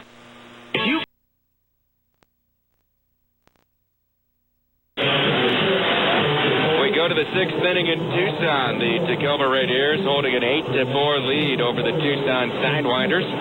Number 9 man Oswaldo Navarro will lead off the 6th inning. Fans, Little Caesars and the Tacoma Rainiers have partnered to bring you the best family meal deal ever. It's coming up soon, June 16th at Cheney Stadium. Here's what you get. You get 4 reserve seat tickets, 4 Rainiers baseball caps, 2 large hot and ready pizzas, and 2 orders of crazy bread. All of that for only $49. It's a fantastic deal. It's on Saturday, June 16th. If you want in on that, you've got to call the Rainiers box office or visit the Cheney Stadium box office. The phone number for the Rainiers ticket office is 253-752-7700, or swing by Cheney Stadium during normal business hours and ask about the Little Caesars family meal deal coming up on June 16th. All right, here's Navarro leading off the 6th. He's 1 for 2 with a double and a run scored, and he takes a big curveball from Casey Daigle inside, ball 1. The Rainiers scored 5 runs in the top of the 5th to go up 8-1, but Tucson scored 3 in the bottom of the 5th to make it 8-4. The 1-0 pitch is a swing and a miss by Navarro at a breaking ball, and that evens up the count 1-1. This might be one of those games where 10 runs might not be enough. This could be one of those Albuquerque-type ball games where you'd like to get closer to 15. 1-1 pitch to Navarro is hit high in the air to straightaway left field. D. Brown in a few steps, and actually a few towards left center, and he'll make the catch. 1 man's out in the top of the 6th inning. Navarro flies out. Now Adam Jones will be the batter. Jones is 0 for 2 with a walk and a run scored. Well, saw that Omaha's Craig Brazel did not hit a home run today. In fact, he went 0 for 4 in the Royals' 2-1 loss today. Brazel Brazel on a home run tear that has just been unbelievable, and he's coming to Tacoma on Tuesday with the Omaha Royals. Here's one down low to Jones. Brazel hit 2 home runs yesterday, and even with today's 0 for 4, he has hit 2 home runs in 4 of the last 6 games. Before today's game, he had 8 homers in his last 20 at-bats. 1-0 to Jones outside, 2-0. Brazel started the year at AA, was moved to AAA on May 8th. He has 13 home runs in his last 17 games. Leads the league in homers. He's only been here for slightly less than 3 weeks. Jones takes a curve for a strike, 2-1. Brazel, a one-time prospect in the Mets system who kind of petered out upon reaching the upper levels of the Mets farm system. He's having a huge year with Omaha. Now he's having a huge 3 weeks with Omaha is what he's doing. As the next pitch to Jones is inside. 3 balls, 1 strike to Adam Jones. Jones points the bat out at Casey Daigle. The 3-1 pitch is called a strike at the knees, and the count goes full, 3-2. 3 balls, 2 strikes, 1 out. Now Daigle with the payoff pitch, and it swung on and popped up foul. Might be playable behind the plate. Morgan back to the screen, can't get it. It's back in the seats and out of play. Still 3 balls, 2 strikes.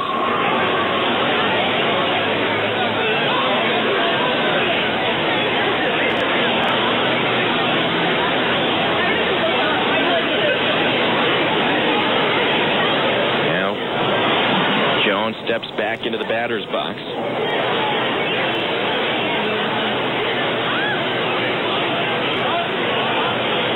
Now Jones steps out of the batter's box. The umpire tells him, get back in the batter's box. So Jones back in there now. 3 balls, 2 strikes, 1 out at the top of the 6th. Here's the payoff, and it is a swing and a miss. Strike 3. Daigle came with an off-speed pitch, and he strikes out Jones on the full count delivery. First strikeout for Daigle, and 2 men are out at the top of the 6th. Now the hitter will be Jeremy Reed. Reed's 2 for 3, 2 singles, a run scored.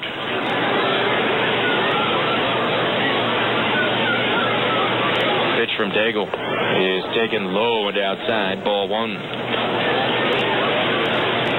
Pioneers with 8 runs on 11 hits. Tucson with 4 runs on 8 hits. Now Daigle with a 1-0 to Reed, and it is outside. 2 balls, no strikes.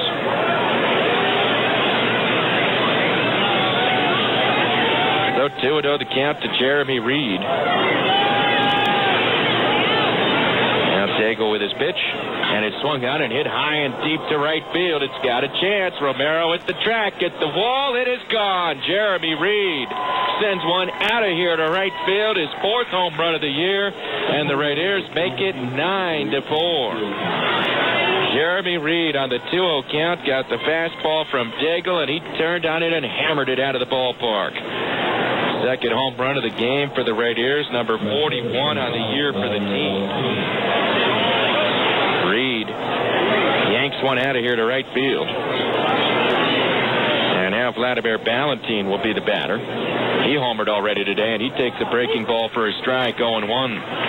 Hit a 3-run homer in the 5th. And he's 2 for 3. Now the 0-1 pitch on the way.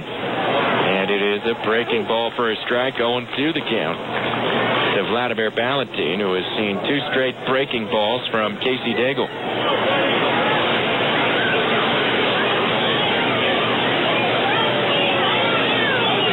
Now Daigle with the 0-2 pitch.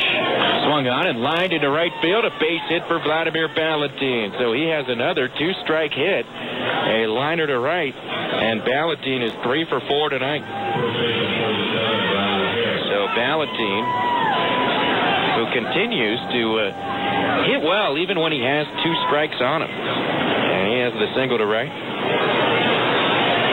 Now Brian LaHare will hit. He's having a big game. He's 3 for 3 with a single, 2 doubles, 2 runs scored, and an RBI. Valentine at first with 2 outs, and the pitch is swung on and hit hard on the ground into right field, and that's a base hit for LaHare, who's now 4 for 4. Valentine moves up to second and stops there. Brian LaHare with his 4th hit of the game, and now Jeff Clement will be the batter. The Raiders have 14 hits in this one. Clement has one of them. He's 1 for 2. He has a sac fly and an RBI as well. So 2 on and 2 out in the top of the 6th. And the Tucson bullpen is going to hop into action again.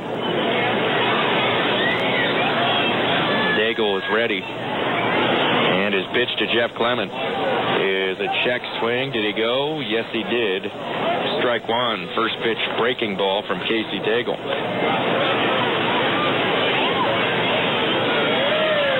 So 0-1 the count to Jeff Clement.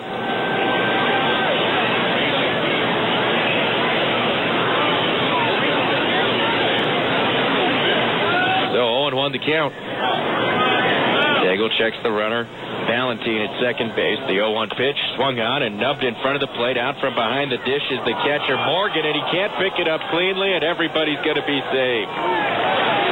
The bases are loaded with 2 outs as the error is charged to the catcher, Matt Morgan. He did not pick up that little nubber in front of the plate off the bat of Jeff Clement. So the bases are loaded with 2 away for Rob Johnson, who is 1 for 3 with a single and an RBI today. Johnson steps up right now. His average is at 273. Johnson looks out towards Daigle. Now the pitch is a breaking ball called a strike on the outside corner, and it is 0-1. First pitch breaking ball. Daigle really is relying more on the breaking ball than on the fastball here. Now the 0-1 pitch swung on and grounded to shortstop, fielded by Ojeda. He's going to flip it to second for the force out on Clement, and the inning is over. Raiders settle for 1 run in the top of the 6th inning. On 3 hits, there was an error and 3 runners left on. We go to the bottom of the 6th. It's Tacoma 9, Tucson 4.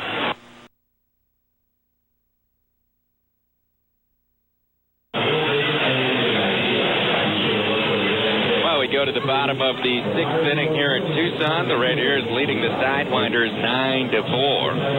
Jason McIntosh, the 3rd Tacoma pitcher today. He came in the 5th inning and retired the only batter he faced to end that inning. Here in the 6th, it's going to be Matt Morgan, Rich Thompson, and Danny Richard coming to the plate. Well, Matt Morgan has singled twice in this game. He's 2 for 2. Morgan stands in, and the pitch from McIntosh is called a strike. 0-1 the count. Next delivery, swung on, hit well to center field. Jones tracking it back a few steps, but he's there, and he reaches up and makes the catch, and 1 man is out in the bottom of the 6th inning. So Morgan flies to center field, and now Rich Thompson will be the hitter. We'll take a look around the Major League Baseball scoreboard. Told you about the Mariners' win today. Cha-Sung Beck picked up his 2nd win as the M's beat Kansas City 9-1, and Seattle is now over 500 at 23-22. They did not pick up any ground on the Angels, though, who continue to play well. Pitch to Thompson is taken low. The Angels beat the Yankees 3-1 behind the pitching of Kelvin Escobar, who allowed 1 run in 7 innings while striking out 8 Yankees. Here's a swing and a hard grounder to second. Dawkins drops it, picks it up, throws to first in time for the out. A 2-man are gone in the 6th inning. Very little room for error with Rich Thompson racing down the line, but Dawkins was able to control that ball and turn it into an out. Now Danny Richard is the hitter. The Angels today had 3 runs in the 1st inning against Chin-Ming Wong. 2 of them scoring on a Gary Matthews Jr. triple. And then Wong didn't allow anything else for the rest of the game, but Escobar pitched well enough for the Angels to win with 3 runs of support. Pitch to Richard is high for a ball. The Angels Angels have won 8 of their last 10 games. K-Rod had his 15th save today. The 1-0 is in for a strike to Richard. Angels now 4.5 games over second place Seattle. The A's are now in third as here's a swing and a miss by Richard. Baltimore beat Oakland 8-3. They just kind of cruised to a victory. It was 8-1 Baltimore in the 5th inning. Brian Roberts had 3 hits, a 3-run homer. Miguel Tejada went deep as here's a swing and a bouncer through into right field. A base hit for Danny Richard. A 2-out single to right for the Tucson second baseman Richard. And now Alex Romero will be the batter. 9-4 right here as we're in the bottom of the 6th. Correction on that Baltimore game. Brian Roberts did not homer. He had 3 hits and 3 runs batted in. The home run was hit by Tejada. He had 3 hits as well. Tejada has hit 2 home runs this weekend. Here's a strike to Romero, and he didn't like the call. And the umpire tells him, get back in the batter's box. And now the plate umpire, Peter Durfee, steps towards Romero and jaws at him. And here comes Bill Plummer yelling from down the third baseline. And the umpire's yelling back at him. They're 90 feet apart from each other and in a shouting match. Well, looks like McIntosh is ready to pitch. Here's the 0-1 on the way to Romero. And it is low for a ball. 1 ball, 1 strike.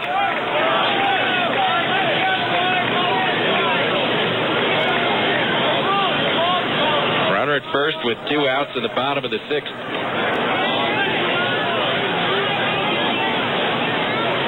McIntosh comes set. And now the 1-1. Down low for a ball. 2 balls, 1 strike. So Oakland's now 5 games back and a half game behind the Mariners. And then Texas has lost as well. The Red Sox beat them 7-4. Tim Wakefield picked up his 5th win. Manny Ramirez went 4 for 4, including a triple.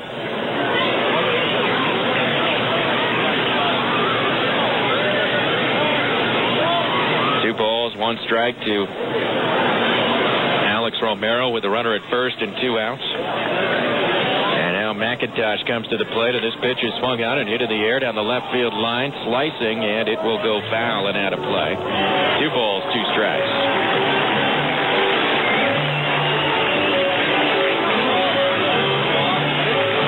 McIntosh trying to work a scoreless bottom of the 6th.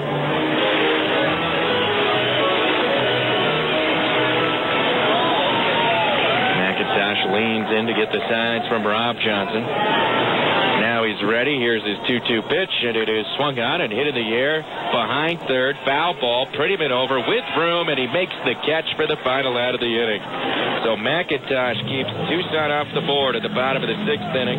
No runs on a hit. There were no errors, and 1 runner left on. We go to the 7th.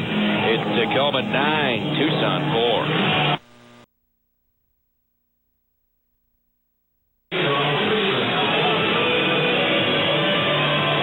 Go to the 7th inning here in Tucson. Tacoma leading the Sidewinders by a score of 9-4. The Rainiers have banged out 14 hits today. They've hit a couple of home runs. Brian LaHare is 4 for 4. Ronnie Prettyman leading things off. He lines the first pitch from Casey Dago right to the second baseman. Danny Richard making the catch, and 1 man is out on 1 pitch. And Prettyman squared that ball up and hit it hard, but right at the second baseman. So 1 man is out. And now Gookie Dawkins will be the batter. Dawkins is 1 for 3 with a 2-run single. More American League scores for you. We'll continue with our scoreboard. Cleveland beat Detroit today 6-3. David DeLucci, a tie-breaking 2-run homer in the 8th. Here's a pitch in for a strike to Gookie Dawkins. C.C. Sabathia getting the win. He's tied for the American League lead at 7-1. Tied with Josh Beckett, who's supposed to be back with the Red Sox fairly soon. Next pitch is in for a strike to Dawkins, 0-2. Cleveland now leads Detroit by a game and a half in the AL Central. Toronto beat Minnesota 9-8. Big day for Centralia. Washington native Lyle Overbay, who had 4 runs batted in, including the game-winning RBI single with 2 outs and 2 strikes in the top of the 13th inning. Next pitch to Dawkins misses low, 1-2. Overbay also homered, his 7th of the year. Alex Rios had 4 hits, including a homer for the Jays. Minnesota hasn't been able to get it going this year. Today, Michael Kadire drove in 5 runs, but they lost. The Twins are 2 games under 500. 1-2 to Dawkins, bounced foul, third base side. Still 1-2. Tampa Bay and the White Sox were postponed. Rain out in Chicago.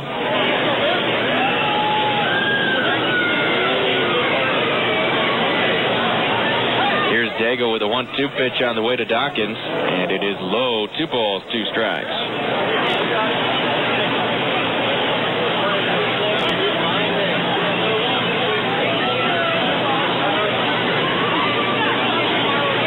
Pitch.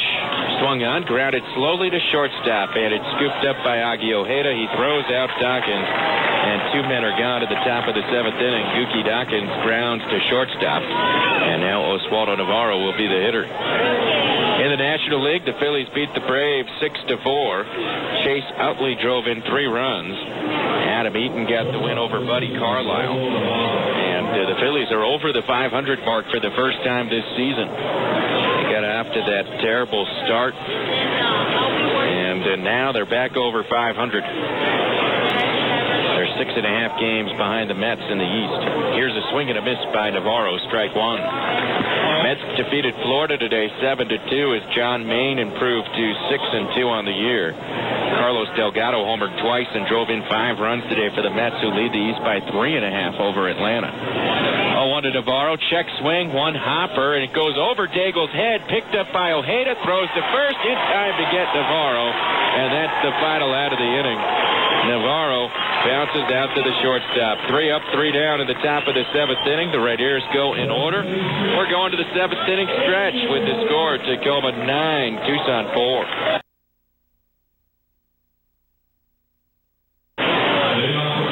We go to the bottom of the 7th inning here in Tucson. The Red Ears on top of the Sidewinders 9-4.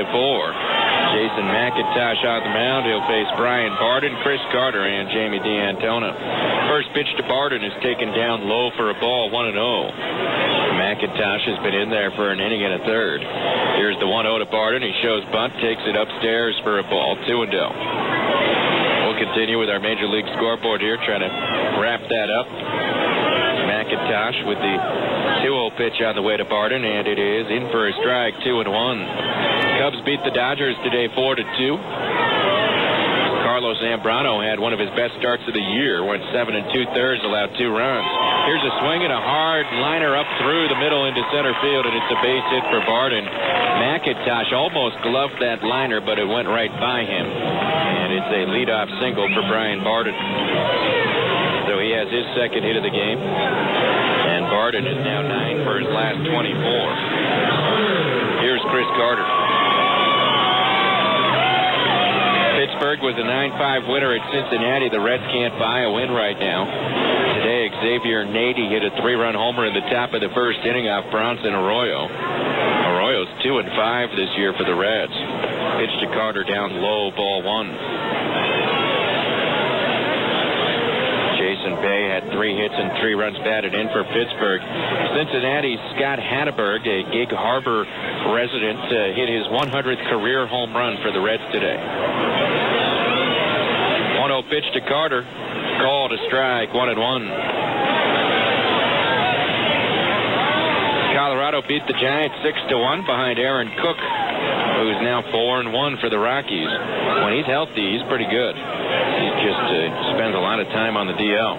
1-1 to Carter, swung on, popped up foul behind the plate and into the seats. Strike 2. St. Louis leads Washington 8-6 in the 9th inning. They've been in a long rain delay in St. Louis, and I think there's 2 outs in the 9th during this rain delay. So they're going to wait for a while there. 1 ball, 2 strikes to Carter. And the pitch from McIntosh outside into the backstop. Johnson couldn't catch it. And taking second base on the wild pitch is Brian Barden. So now it's 2-2 to Carter. Arizona leads Houston 5-2 at the end of 7 innings at Chase Field. Houston Houston has lost 6 in a row, and they trail by 3 moving into the late innings. 2 balls, 2 strikes to Chris Carter. Now McIntosh steps off for a moment. Padres on top of the Brewers 3-2 in the 6th inning. Now the 2-2 to Carter. Swung on and hit slowly, and McIntosh diving to his right, fields it, and then throws it away down the first base line. Rounding third and scoring is Barden. Safe at first base is Carter, and it's 9-5. It was a bounding ball to the right side of the mound. McIntosh dived to his right and gloved it, and then from a prone position on the ground, trying to throw to first base, and he missed LaHare. Scores from second base. They're going to give Chris Carter an infield single, and then a throwing error by the pitcher enables Barden to score. No RBI goes to Carter. Now Jamie D'Antona's the hitter. He's 2 for 3 with a single and a triple. In that Padres-Brewers game, Milwaukee's just called up from AAA Nashville. In his second major league game, he has hit his first major league home run. He's a power-hitting third base prospect who the Brewers are very high on, and he was off to a hot start in the Coast League. McIntosh's pitch to D'Antona is taken down low for a ball, 1-0. Speaking of hot starts in the Coast League, Jamie D'Antona was batting .500 season this year. Obviously, he couldn't keep that up, but his average right now is at .312. He's 2 for 3 tonight. McIntosh with a 1-0 pitch, and it's swung on and fouled back to the screen. No one out, bottom of the 7th. It is a 9-5 ball game. Still a lot of baseball to be played in this one. This is one of those ballparks where no lead is safe.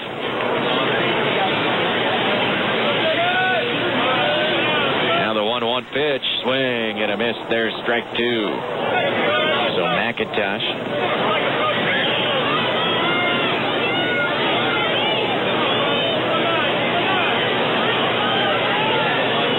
Up ahead in the count, a ball and 2 strikes.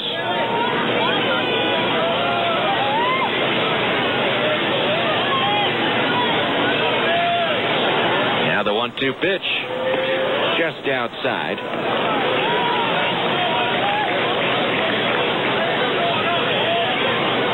2 balls, 2 strikes is the count.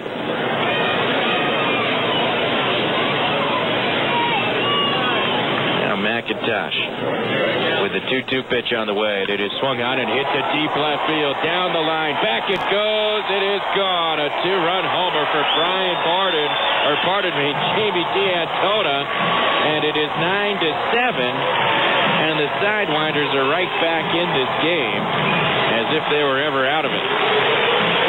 So Jamie D'Antona with a long home run down the left field line. It's his 4th of the year. D'Antona has singled, tripled, and homered. He needs a double to hit for the cycle. He's driven in 4 runs in this one. Now Rob Johnson goes to the mound to talk to McIntosh. Here's bullpen. Ryan Roland Smith has begun warming up.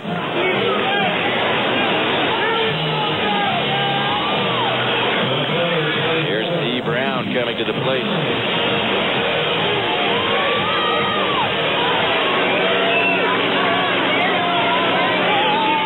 McIntosh with the pitch, and it swung on and popped up to shallow left field. Back is Navarro, and the shortstop makes the catch in front of Jeremy Reed. And there's the first out of the inning.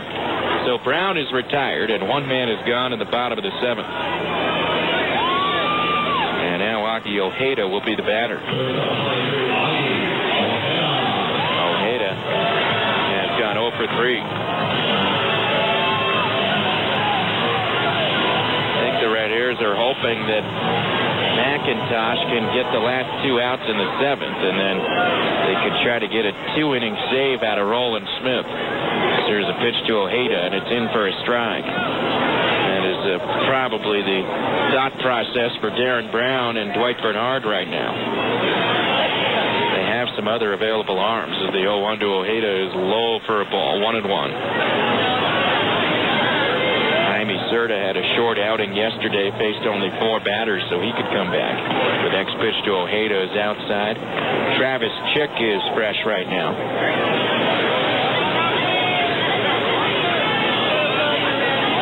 2-1 to Ojeda, swing and a miss, and the count is even 2-2.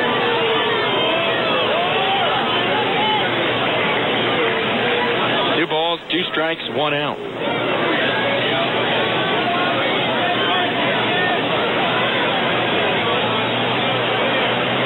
Now the 2-2 pitch. Outside, ball 3. So it's a full count, 3 balls and 1 strike. No, 3 balls and 2 strikes would be a full count. Next pitch, low, ball 4. So a 1-out walk issued. Ojeda heads down to first base, and the Sidewinders have the tying run coming to the plate in the form of the catcher, Matt Morgan.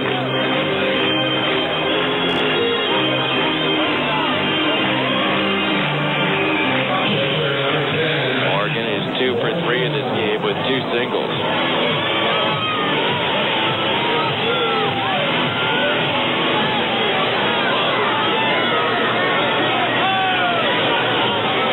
With his lead at first, he's being held on by LaHare. And McIntosh comes to the plate, and the pitch is down low, and it hits Rob Johnson's catcher's gear, and then Karem's off to the backstop. Ojeda's around second. He's going to third, throw to third. Safe at third base with a dive is Ojeda. Prettyman thought he had gotten a tag down, but he's called safe at third. And on a wild pitch, the runner moves up 2 bases. Aki Ojeda with some big-time hustle right there. I don't know how that ball got past Rob Johnson. It was down in the dirt, but Johnson seemed to be jumping away from it when it hit either his gear or his glove as he lowered it down to the ground and then caromed off to the right and back to the backstop near the edge of the Raiders dugout on the first base side. So a runner at third with 1 out. The Raiders with the infield back. McIntosh with a 1-0 pitch to Morgan. And it's swung on and hit in the air down the right field line. Long run for Valentine. This is going to fall for a bloop hit. Scoring easily is Ojeda, and it's 9-8. Matt Morgan with a bloop single down the right field line, and it's a 1-run game. Morgan is 3 for 4. And now Rich Thompson is the hitter. And here comes Darren Brown. He's going to get Ryan Rowland-Smith in there. The Raiders once led this game 8-1, and it was 9-4, but now it is 9-8, and there's still a lot of baseball to be played today. So Brown goes out to McIntosh, and he'll take the ball from him, and in from the pen is Ryan Rowland-Smith.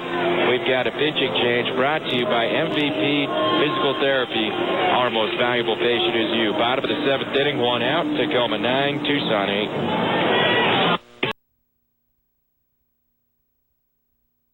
Sitting here in Tucson, the Raiders with a 9-8 lead over the Tucson Sidewinders. Ryan Rowland-Smith comes in from the Tacoma bullpen. He'll face Rich Thompson with a runner at first and 1 out. Rowland-Smith 3-3 with a 5.11 ERA. He's in his 16th appearance out of the Tacoma bullpen. And Rowland-Smith is going to be asked to go a couple of innings here for sure.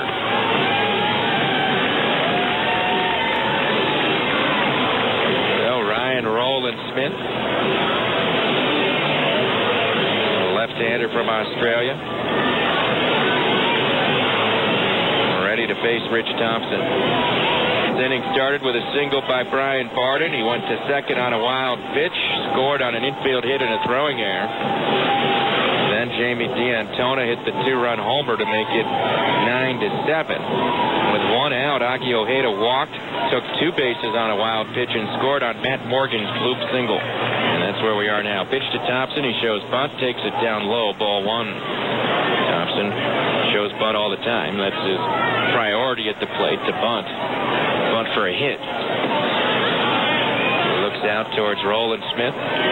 Now the 1-0, he shows bunt, drags it, first base side, it's a beauty, and this is going to be a base hit for Thompson. A bunt single right up the first base line. So Rich Thompson with a bunt single, and Tucson has runners at first and second with only one out. And now Danny Richard is the hitter.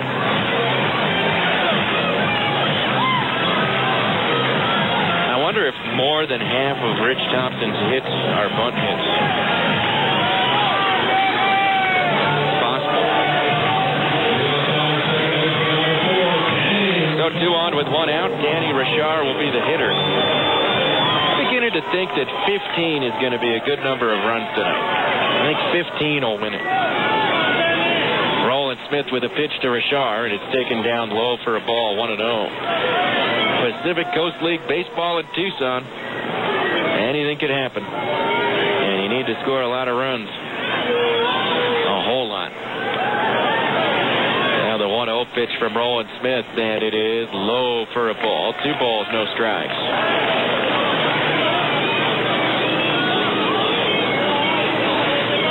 So 2 balls, no strikes to Danny Richard.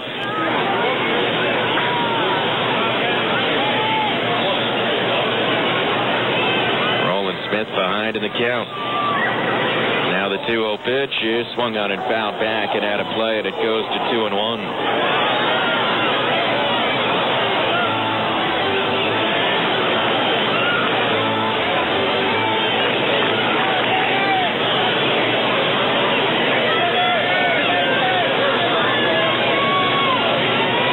So the 2-1 count to Richard. Smith with his next delivery called a strike at the knees, and that evens up the count. 2-2. Well, the rain stopped in St. Louis, and they were able to finish up that game. The Cardinals beating the Nationals 8-6 and ending Washington's 4-game win streak. Here's the 2-2 pitch to Richard. Breaking ball, bounced slowly to short, charged by Navarro, fields it, throws to first for the out. 2 men are gone, but the runners move up. Morgan goes to third, and Thompson takes second. So with 2 away, the Sidewinders have the tying and go-ahead runners in scoring position. In the bottom of the 7th inning, Alex Romero, who's batting .426 over his last 15 games, heads up to the plate, and he does not yet have a hit today. He's 0 for 2 with 2 walks. Romero stands in. Roland Smith comes set, and the pitch is up high and inside, and Romero ducks it. Ball 1.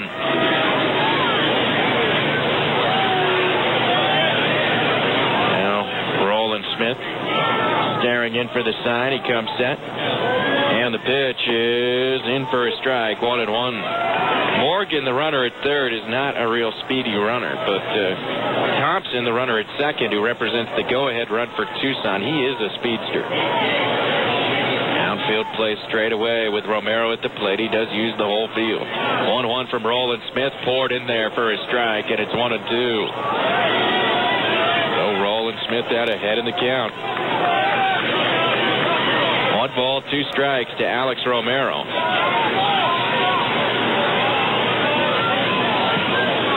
Looking out towards Ryan Roland Smith, and now Roland Smith wants Johnson to go through the signs again. Romero's hitting .218 against lefties and .388 against righties this year. 1-2 pitch is lined, and Dawkins can't get it. It's into right field, a base hit. 1 run scores. Here comes Thompson. He's going to score. The Sidewinders have the lead for the first time tonight. It is 10-9. And the Raiders have lost a 7-run lead.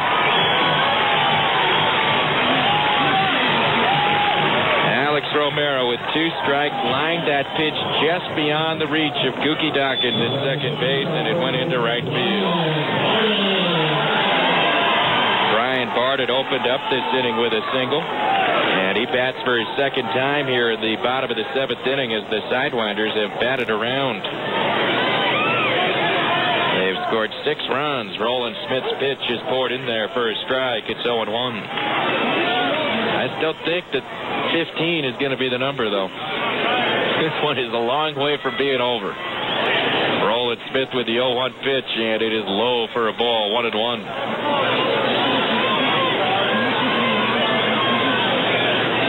10 runs, 15 hits for Tucson. 9 runs, 14 hits for the Rainiers.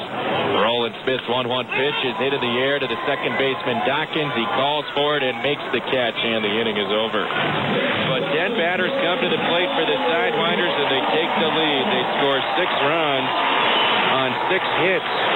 There were no errors. And 1 runner left on, that was 1 error, and 1 runner left on base. We go to the 8th inning. It's Tucson 10, Tacoma 9.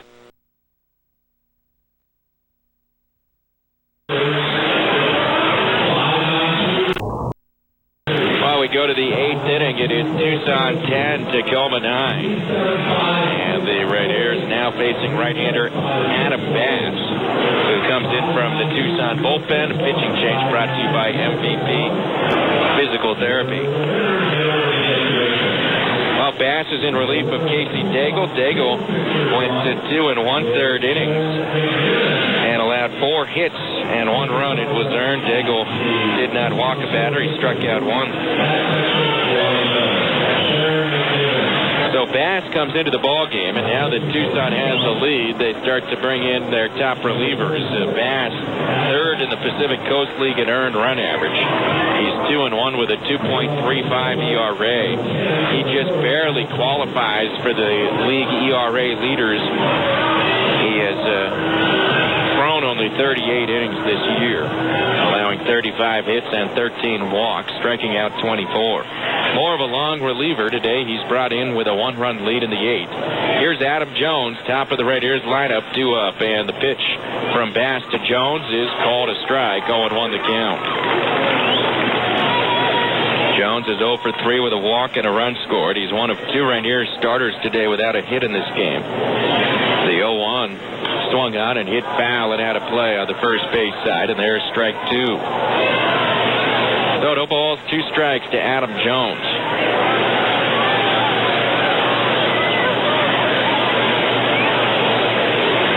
Jones steps back into the batter's box now. Bass, who features a split-finger fastball, now with the 0-2 pitch, and it is up and in, and it almost hit Jones. It missed him. Bass is tall, stands 6 feet 6 inches tall. He's 25 years old. Last year made his AAA debut with Tucson. This year, his 2nd season of AAA ball. He has yet to be called up to the big leagues. 1-2 pitch to Jones, swing and a miss, strike 3. Got him with a splitty, and 1 man is out at the top of the 8th inning. Rainiers haven't had a hit since the 6th. Daigle and Bass have combined to retire 5 in a row. Here's Jeremy Reed, who's having a big game. 3 for 4 with 2 singles, a homer, and 2 runs scored. Reed stands in. Bass into the windup, and the pitch on the way to Reed, and it is right down the middle for a strike. Adam Bass lives in Madison, Alabama, where he grew up and went to high school. The 0-1 pitch swung on, grounded through the hole between short and third, and there's a base hit into left field for Jeremy Reed, his 4th hit of the game. Just reached out and guided that ball through the hole between Barden and Ojeda on the left side of the diamond. Reed is 4 for 5, and the Rainiers have 2 batters with 4 hits tonight. And Vladimir Valentin wouldn't mind making it 3 batters with 4 hits. He is 3 for 4, and he is coming to the plate now. But first, a trip to the mound from the Tucson fill-in pitching coach, Mel Stottlemyre Jr. And he's going to go out there and talk to Bass. Tucson does not have anybody. Well, they do have somebody warming up right now. They've got a left-hander milling around down there. I think that's Randy Choate. Tucson's best reliever and the one who would matchup-wise give the Rainiers the most problems, Highland Figueroa, pitched an inning in the 3rd yesterday. And I don't know if they would bring him back in back-to-back games or not. In fact, I think he pitched the final game of their series in Portland on Thursday night. Well, anyway, here we go. Valentin stands in. Bass with the pitch, and it is a swing and a miss, strike 1. Valentin kind of pulling his back foot before the swing there. That breaking ball from Bass. Valentine singled in the first, hit into a double play in the third, hit a 3-run homer in the fifth, and singled in the sixth. The 0-1 pitch from Bass is on the way, and it's swung on and fouled off on the first base side. No balls, 2 strikes.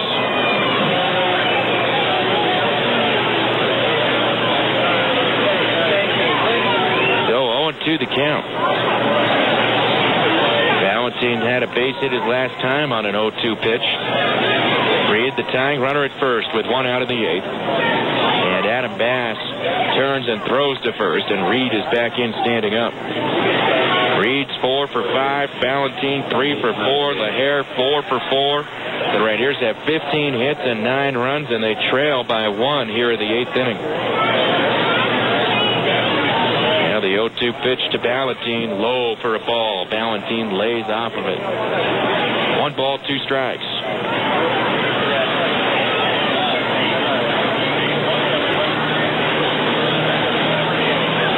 1 ball, 2 strikes to Valentine. Now the next pitch from Bass after a long wait, and the next pitch is a swing and a miss, strike 3, snap throw to first. Reed's back in safely.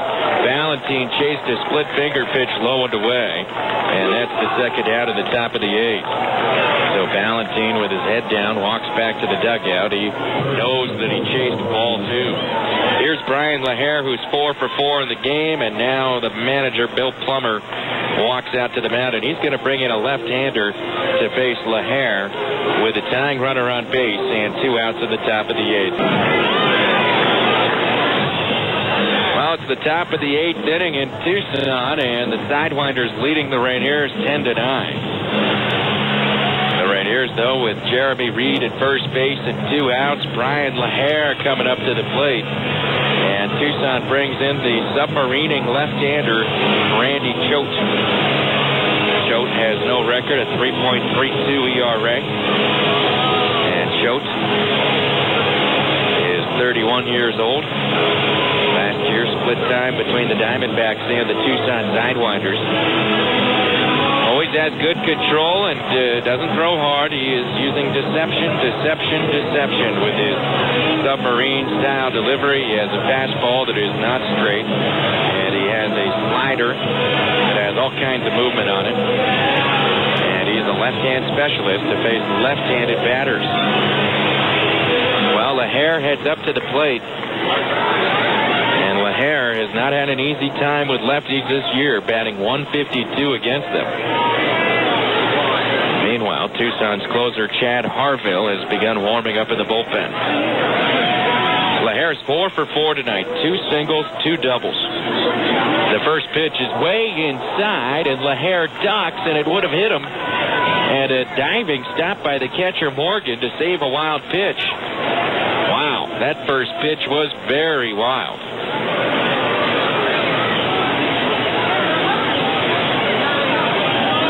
1-0 the count to Brian LaHare. Outfield is playing extremely deep. Now Choate with a 1-0, and it is outside for a ball. 2 balls, no strikes to LaHare.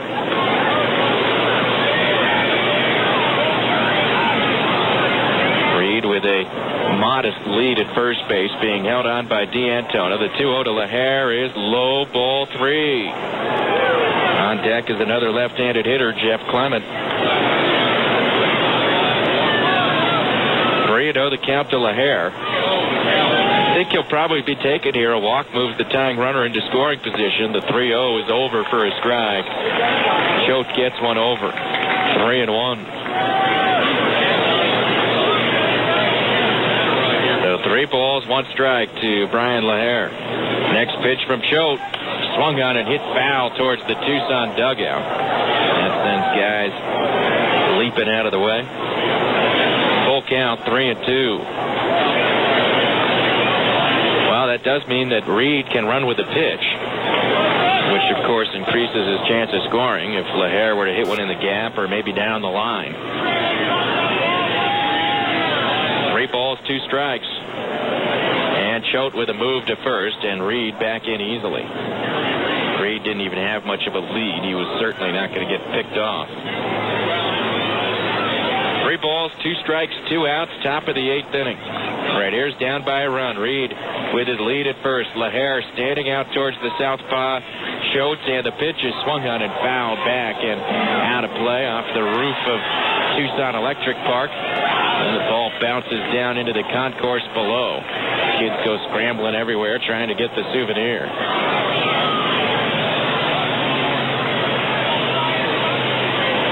3 balls, 2 strikes, still to count to Brian LaHare. Randy Choate, one-time New York Yankee, with a payoff pitch, and it swung on and lined right to third. Caught by Barden. The inning is over. LaHare stung it and hit it on a line right to Brian Barden, closing out the top of the 8th. No runs on a hit and 1 runner left on base. We go to the bottom of the 8th. It is Tucson 10, Tacoma 9.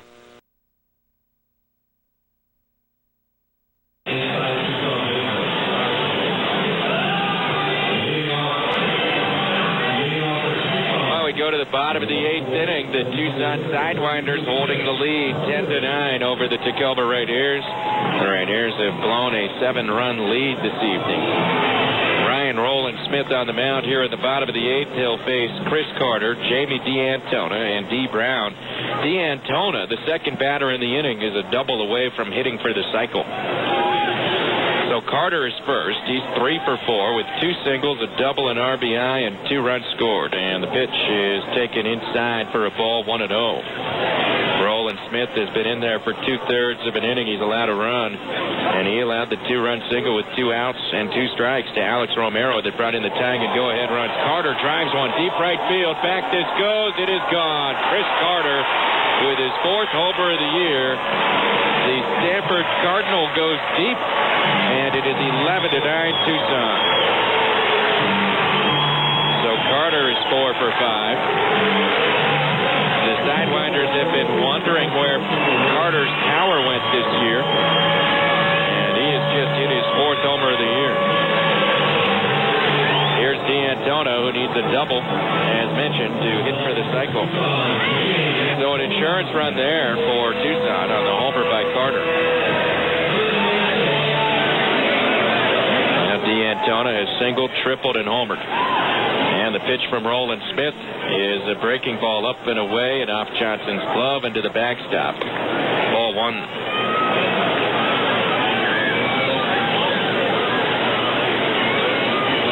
Now the 1-0 on the way. And it is a swing and a foul back, and that evens up the count. 1 ball, 1 strike. Diamondbacks have held on to defeat Houston 5-4. The Astros have now lost 7 in a row. That game played just up the road from us here in Tucson as well. Pitched down low to D'Antona, 2-1. San Diego still leading the Brewers 4-2. That game's in the 8th.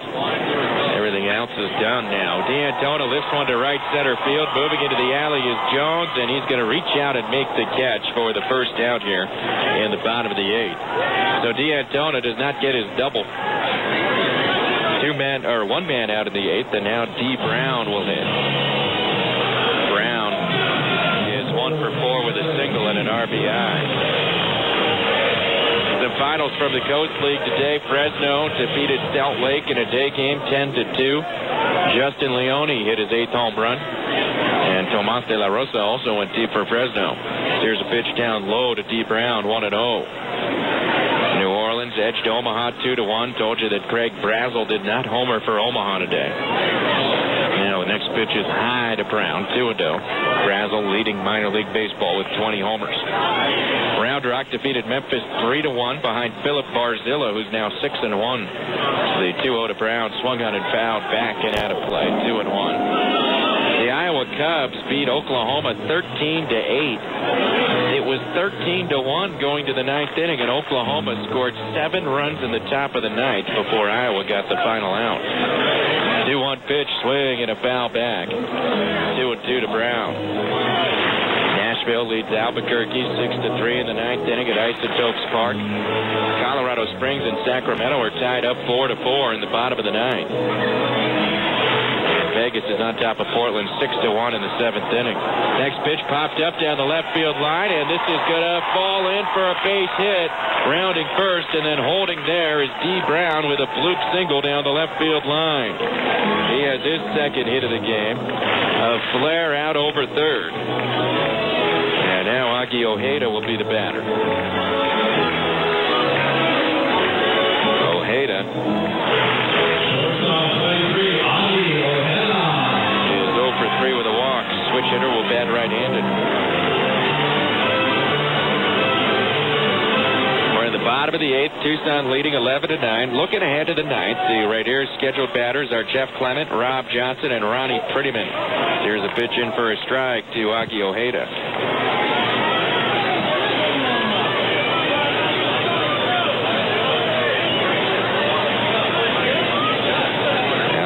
Smith with the 0-1 pitch on the way, and it's a swing and a miss at a fastball. Strike 2.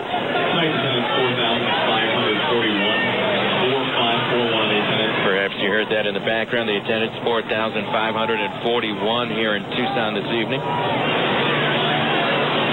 Now the 0-2 pitch to Ojeda, swung on and hit in the air to shallow right. This will be interesting. Ballantine comes in. He is going to get there, and he'll make the catch, and there's the second out.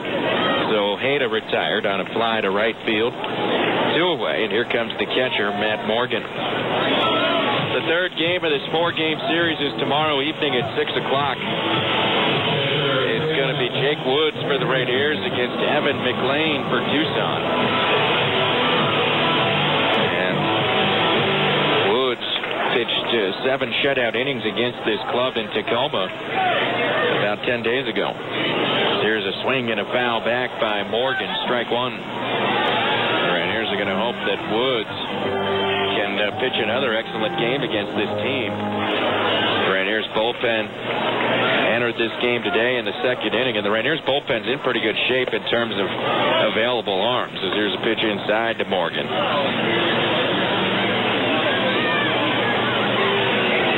With the fear bend being lifted from the game after 1 inning today, presumably at the request of the Mariners front office. Here's a swing and a bouncer to short, fielded there by Navarro. He slings it to Dawkins for the force out at second, and the inning is over.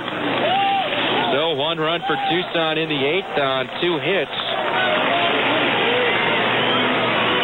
There were no errors and 1 runner left on base. We go to the 9th. The Raiders need a rally. They trailed Tucson 11-9.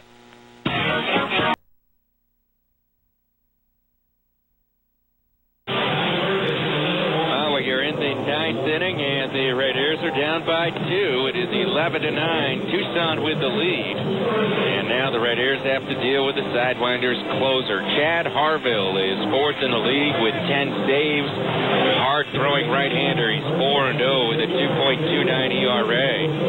This year he hasn't been doing it with strikeouts. He's been getting them out with his defense. In 19 2/3 innings, he has struck out only 12. We're used to seeing him average a strikeout an inning. But he's allowed only 14 hits and 8 walks. And the opposing batting average against Chad Harville this season is .209. The Raiders need a rally. They trail by 2. Jeff Clement, Rob Johnson, and Ronnie Prettyman are the batters. Harville is the 5th Tucson pitcher to be used today. Another MVP physical therapy pitching change. He replaced Randy Choate, who faced 1 batter and got him out. So for Choate, a third of an inning, and the rest of his line all zeros. So Harville on to face Clement.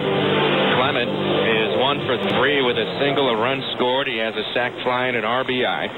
Reached on an error his last time up. Left-hand batter against the right-hand reliever, and the first pitch is taken down low for a ball, 1-0. Tucson has 17 hits. The Raiders with 15 hits. Tucson has overcome a 7-run deficit tonight. 1-0 to Clement is low for a ball, 2-0. Yesterday, Tucson overcame a 2-run deficit in the bottom of the 9th inning. Today, they were down 7 in the bottom of the 5th inning. 2-0 pitch to Clement is in for a strike, 2-1. Clement thought that pitch was going to dip down low. So 2 balls, 1 strike to the Tacoma designated hitter, Jeff Clement. And now Chad Harville with the wind and the 2-1 pitch, and it is outside, ball 3. So Clement ahead of the count, 3 balls, 1 strike.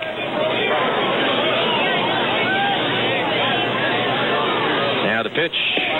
Inside, ball 4, and Clement draws the leadoff walk in the 9th, and the Rainiers are going to get the tying run to the plate. So Jeff Clement with his 19th walk of the year. And now Rob Johnson will be the batter.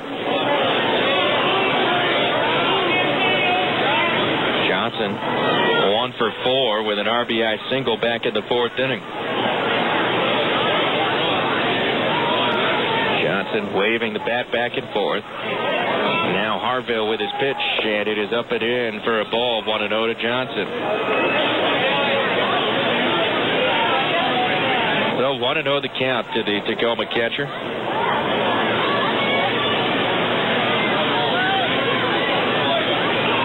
Now Harville's pitch is outside, 2-0, and Harville having a little bit of trouble finding that thing they call the strike zone. 2 balls, no strikes to Rob Johnson. Rainiers need all the base runners they can get.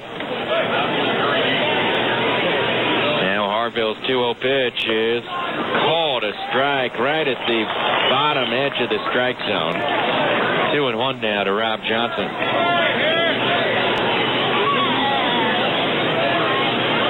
Johnson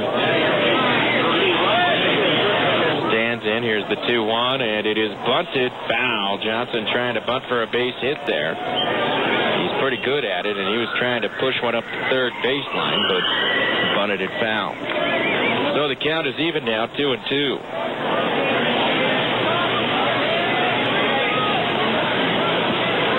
Johnson steps out. Now he steps back into the batter's box. Harville ready. The 2-2 pitch.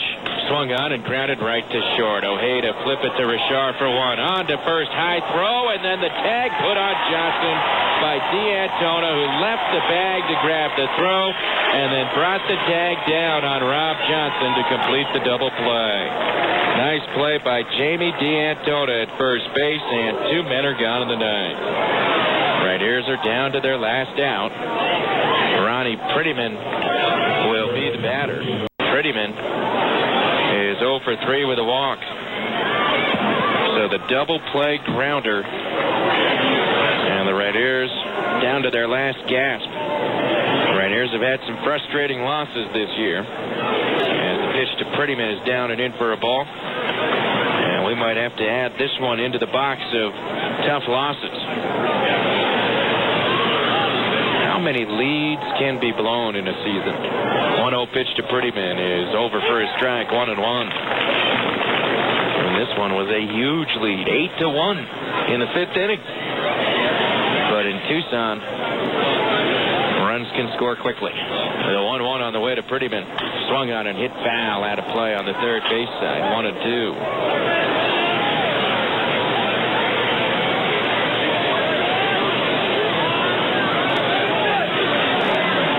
Ball at 2 strikes.